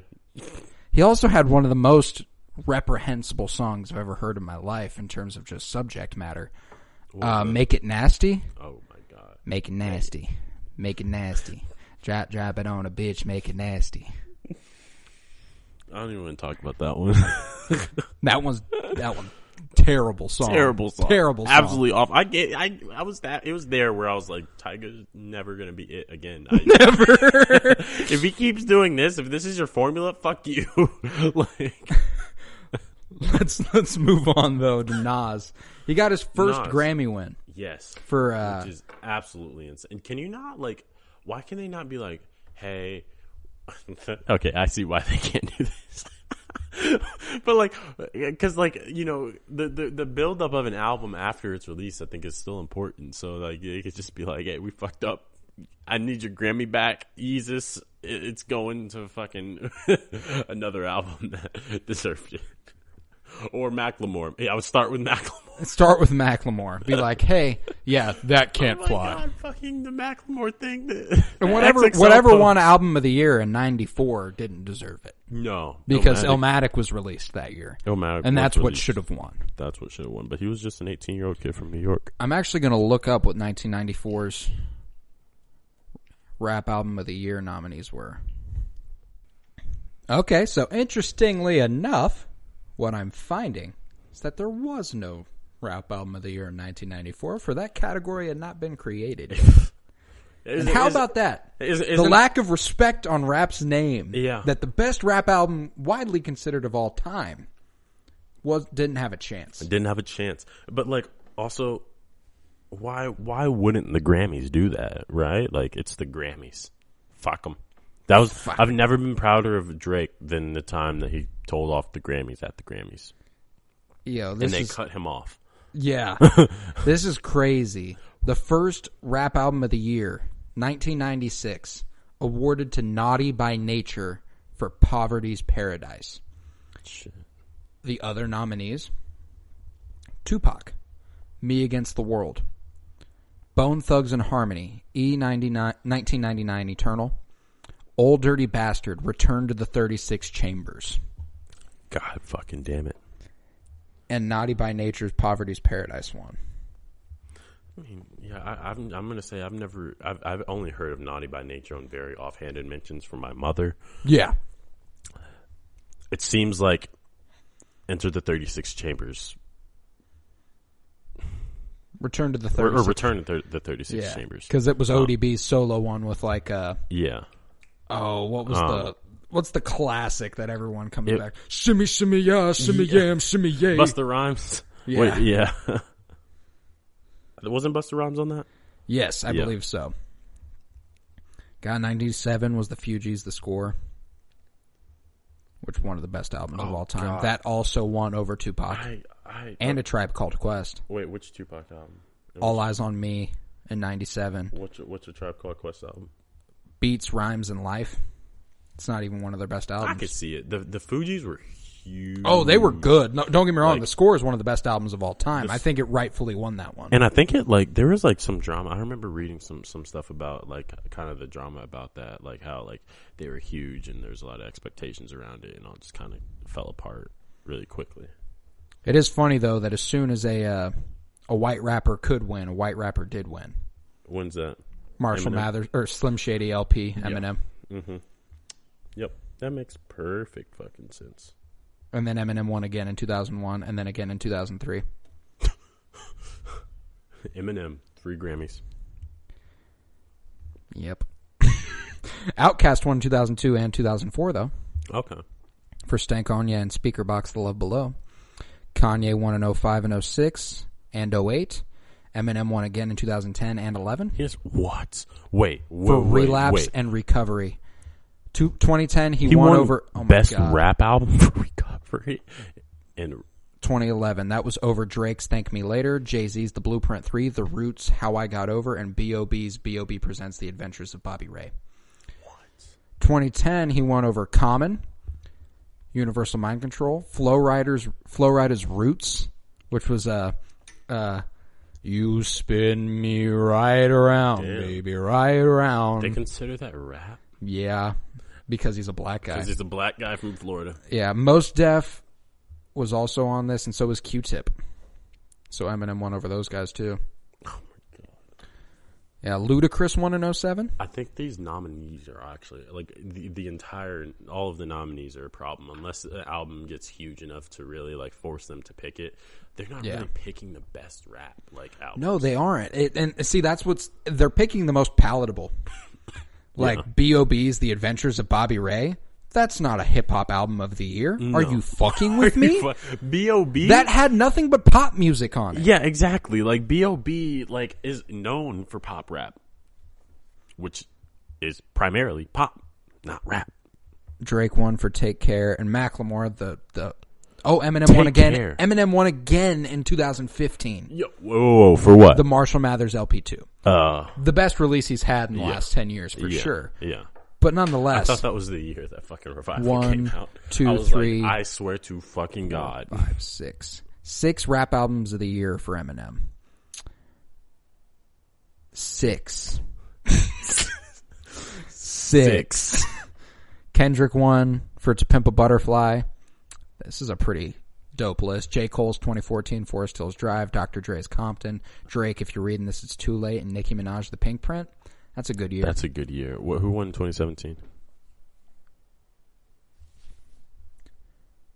So Eminem won in 2015, right? Marshall Mathers LP2. Won over Schoolboy Q's Oxymoron.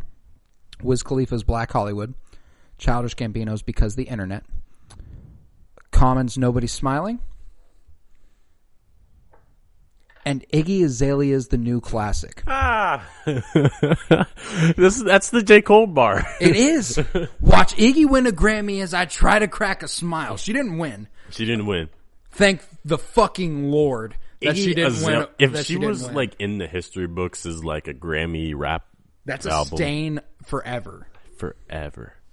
Iggy Azalea. She should never have even been nominated. I hate the fucking Grammys. That's so...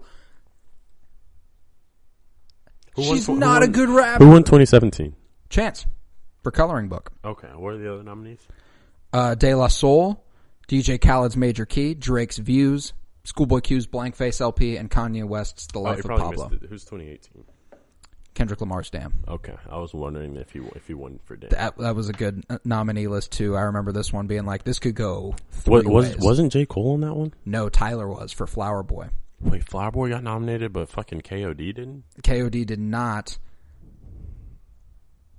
Jay-Z's 444 did. Migos' Culture did. And Rhapsody's Layla's Wisdom. Did J. Cole win in 2015? J. Cole never won a rap album of the year. Damn. He got nominated for 2014 Forest Hills Drive, but lost it to Pimp a Butterfly. Right. That's what I was thinking. I was like, he's always dropped the same year as Kendrick. Like, and lost dramatically when it comes to like mass appeal. Yeah, and then Cardi B won in 2019 for Invasion of Privacy over Mac Miller. Dude, and like all 4 of these albums for me, and no hate to Cardi B, it's just not as good an album. Not as good an album. Because I like me some Cardi B. She bops. Not as developed. Mac Miller's Swimming, for me, deserves to win this. Nipsey Hussle's Victory Lap deserves to win this. Pusha T's Daytona deserves to win this. Fucking fire. Like, and honestly, if we're being straight up, Pusha T's Daytona probably deserved the actual award. But I mean, and then Travis Scott's Astroworld. That's just You're just not telling me Cardi B did better. Like Cardi B's fucking Barty Yellow Bellow, whatever the fuck the name was. It Yellow Barty Bodak Yellow. Yeah, you're not telling me that's better than anything on Pusha T's album. Or Mac Miller's. Or Nipsey Hussle's. I'll give you Travis Scott's Astroworld. I'll give you Astroworld. But even that album was way huger. Yeah. Like, all of those albums, I don't know. Who the fuck is picking these? 2020, though, Tyler won for Igor. And he made the speech about how, I'm a black guy, so they gave me Rap Album of the Year. Because that wasn't rap. It was not a rap album. It was not. He rapped for less. I think he rapped for less than 50% of it. Yeah, I think it was which by definition means it's not a rap album. Yeah, I think it was like 20 to 30% if I remember correct. He did win over Revenge of the Dreamers 3, Meek Mill's Championships, 21 Savage's I Am, I Was, and Corday's The Lost Boy. All fire rap albums. And Igor, unarguably the best album. Oh yeah, of those, but just not a rap album. As soon as I listened to it, like, and even the part of the whole promotion for that album was him being like, "Hey, don't expect rap. Like, this is gonna be some shit like that you probably haven't heard before." And it was great. Oh my god, I still don't think there's an album that like I reflect on as lovingly as I do Igor. Igor was like really it's. Nice. It's a beautiful album. Crazy that I think, like, if I had to, like, make a top 10 favorite albums of all time, 2 of them are guaranteed Tyler. Yeah. Oh, yeah. Guaranteed. But, and then 2021, Nas, King's Disease won over Freddie, Gibbs, and Alchemist's Alfredo. Royce da 5'9's The Allegory. Jay Electronica's A Written Testimony, which I believe deserved it. Yeah. And then D Smoke's Black Habits. Wait, who won? Nas, King Disease. Oh, yeah.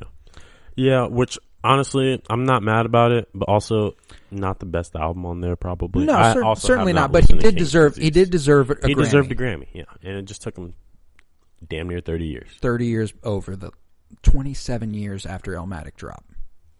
He won his first Grammy. That's insane. That's absurd. But you know,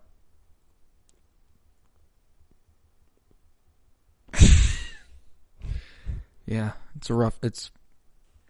He deserved one. It's the bottom line. Yeah. Have you seen 2021's XXL Freshman list? I have. I am largely unfamiliar with everybody on this list. However, I have heard of 2 of these people. Okay. I have not listened to any of their music. Who were the 2 again? 42 Doug and Pooh Shiesty. Yeah, I've listened to a couple Pooh Shiesty songs. I like Pooh Shiesty. He's good. But I can't help but think that he's just going to kind of go down a similar route as a lot of XXL freshmen. Yeah, he's fighting like an assault charge or something, right? Or like a shooting. Like there's like a shooting that occurred.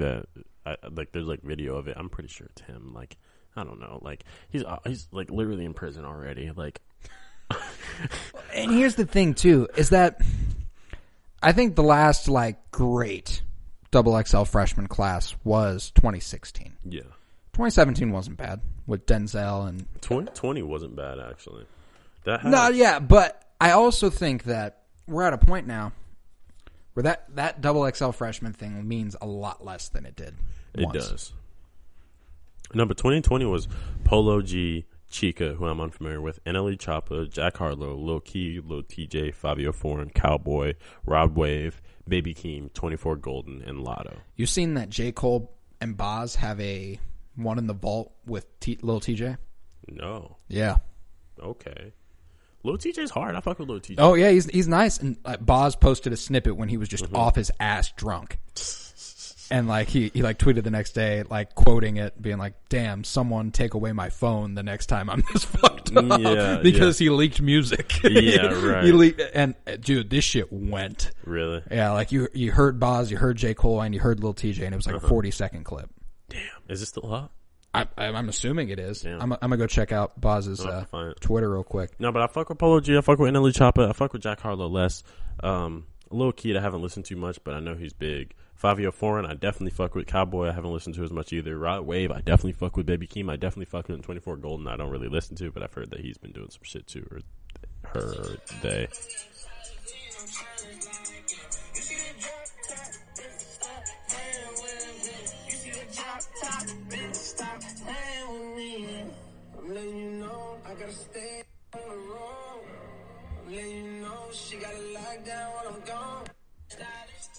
You didn't hear Boz, but you heard Lil TJ and you heard J. Cole. That's J. Cole. He fucks the features up. He knows what he's doing. He knows what he's doing. And bro, if we get Boz this summer too, I love me some Boz. I fuck with Boz too. He hasn't dropped since fucking Milky Way or something like that. Yeah, Milky Way was fired too. Yeah, it was. But yeah, this XXL Freshman Class, it is interesting. I will be checking out more of Pooh Shiesty and 42 Doug for sure. Yeah. Just because they are the ones I've heard of. Mm-hmm. And I get that, like, you really want to start getting creative with these rap names because there's just so many of them. There is. But, like, damn, it's a lot of really bad rap names. Philly, back off. Sorry, dog's getting all up on Tavarus. I know what she wants. She seeks a treat. She's like, I went outside and I came back in. I deserve it. Damn dogs. I also said treat now. Fuck. Now I have to give it to them. Yeah, you do. Okay, I'll be right back. You keep talking though. Yeah, for sure. We also have to put some respect on the passing of a legend, DMX, who unfortunately passed away this year and dropped an album, Exodus.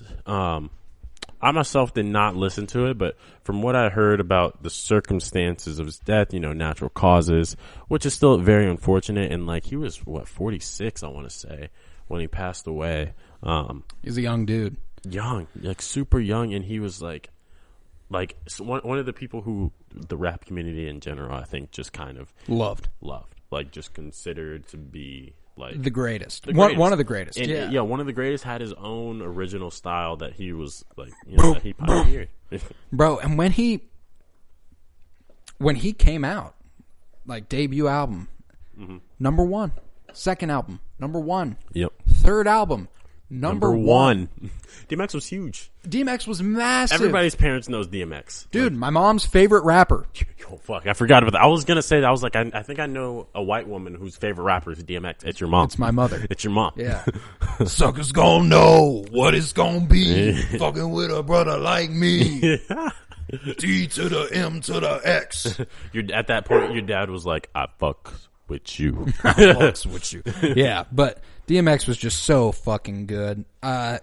And I also haven't listened to... the dogs barked because they were intimidated. Well, it's funny. They got intimidated by the DMX voice. It speaks to the dogs. Does it? It speaks to the dogs. No, but I mean, that was his whole thing. Wow. That he was with... Yeah, that's true. He was with the dogs. He was with the dogs. He was always with the dogs. Damn, they barking They out there. They got hype. They were like, oh, yeah. They were like, yeah, R.I.P. we got to go let the pit bull next door know. Who let the dogs out? Where the hood at? Nah, DMX was hard. DMX was fucking I hard. also haven't listened to Exodus. I always get real weird vibes and according to reports, DMX had this album created before he died. Okay. Like this it's still weird approaching posthumous albums for me a lot of the time because I get concerned with what the intention is. Right. Right. Like who's getting the profits from this Usually music? It's the estate. Hopefully the estate. But if a label is trying to capitalize on an artist's death, I always which think could that's very a bit well shitty. happen with DMX. Oh, certainly. And we've seen it happen on multiple occasions. I mean, X has dropped like what 2 or almost 3 posthumous albums. Yeah, they say Something like like his that. mom or something is like Pop Smoke is like in the works with like they have another Pop Smoke one in the works, and it's like I saw that Pop Smoke's supposed to drop in like July or something. It's like just leave it with where it was. That was a good exiting point. He was in the process of releasing that album when he passed away. Exactly. And so it made sense to continue to finish it up. But like anything beyond that, I mean, it was probably just like something he talked about, not really ever like realized. Yeah, he didn't have time. Yeah, but and that's the reason I think like. I mean, we got Circles posthumously from Mac Miller. We did, but you knew he was working on. Yeah, that was a companion piece to Swimming. Like that was always envisioned that way. And after that, I really hope we don't get another Mac Miller album. Yeah, we don't. I mean, we don't really. I love Mac Miller and I love his music to death. Maybe some posthumous verses. Yeah. And I know he probably has enough in the vault for an album. But Circles was such a perfect way to end that. Yeah. And I think the last person we need to talk about, Currency. He's dropped a couple albums this year, namely Collection Agency. I listened to that, loved it. Like it's really short, like 10 songs, I want to say, but Currency just knows how to drop hella albums and do pretty much the same thing on all of them. Like he's not super. He's coming for stoner raps, and he's leaving for him too. Oh yeah, that's all he is, and that's all he's ever tried. Like cars, he doesn't give a shit. Money, weed, about it. Basic shit. But he just has a vibe. And he has a vibe, he nails it every fucking time. And I love him in conjunction with Wiz. Yeah. It's funny because it's like Snoop and Wiz And then it's like right below that, it's like Wiz and Currency. You know what I'm saying? Like it's like a chain link here. It's like Currency to Wiz, Wiz to Snoop. You know what I'm saying? And I guess it looks like Collection Agency is technically a compilation. I'm not sure why it's categorized. Oh, it's 10 songs, 24 minutes, really short. Well, that's the thing about Currency's albums too, is they never seem truly organized by any logic. It's just kind of like he puts a collection of songs out, and he probably just makes hella songs when he goes into the studio. He's like, I like these the most. Like then it's not. I'm not going for like a crazy concept and shit here. Like I'm just making good music that people are gonna fuck with. They know what to come for me for. It's lyrics, it's bars. That's about it. But he also dropped Covert Coup this year with The Alchemist. I haven't listened to this one, but this is another 10 songs, 28 minutes, really short project. We got a Currency with The Alchemist? With The Alchemist. Oh, I need to check that out. It's got Prodigy, Fiend, Smoke DZA, Freddie Prodigy? Gibbs. Prodigy. You got a Prodigy feature on Prodigy. there? Prodigy. Like, we're talking Shook Ones Prodigy. I'm assuming. Prodigy. Damn, we're talking Mobb Deep Prodigy. That's some shit right there. That is some shit. Yeah, and he had Welcome to Jet Life Recordings last year. That was another 10 songs, 30 minutes. Like he's got the fucking process down, and you can't do anything but respect Currency. You can't do anything but respect it. Because I always go listen to a Currency project. I always fall back on it. Yeah, it's like if I don't like it, I don't really even like have specific songs that I like. I mean, I do. There's a couple, but like, there's not really specific songs that I like fuck with. I fuck with going to an album and seeing the first song named "Kush Through the Sunroof." That's lovely. Kush Through the Sunroof. And Smile on Me though is fire from Collection Agency. Like he's just like it's just kind of vibe. Like I'm just he's a vibe. He's too good. He's too fucking good. But yeah, 2021. Fuck with Currency. 2021's been a full year. Plenty of music. Plenty to enjoy.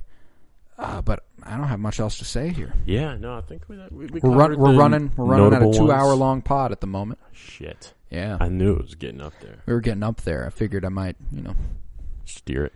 Cut it. Cut it there.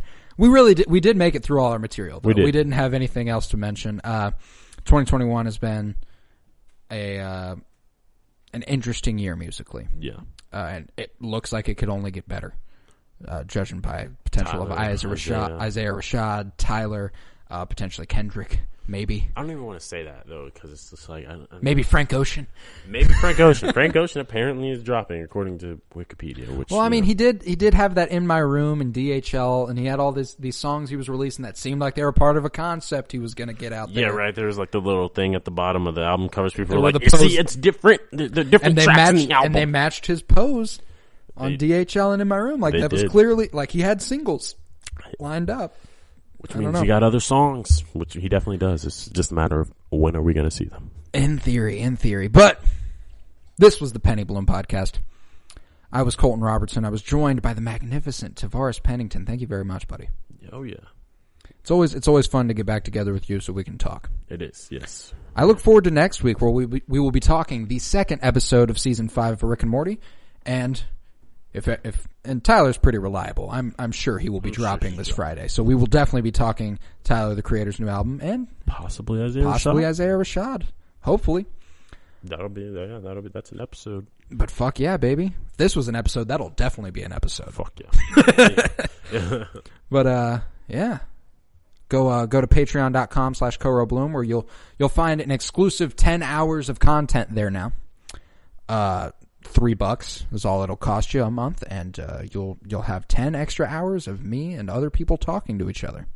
It's a lot of fun, and a bunch of art that I made that's not available anywhere else. Super cool. Follow us on Twitter at PennyBloomPod, on Instagram at PennyBloomPodcast.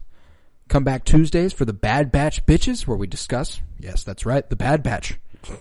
And come on Fridays for Loki's Losers, where we discuss, you guessed it, Loki. It's a lot of fun. Me and Emily doing Harley Quinn. Me and you doing Rick and Morty. We're a busy bunch. We're a busy bunch. We are a busy bunch. It's a lot of fun. We're the Bad Batch.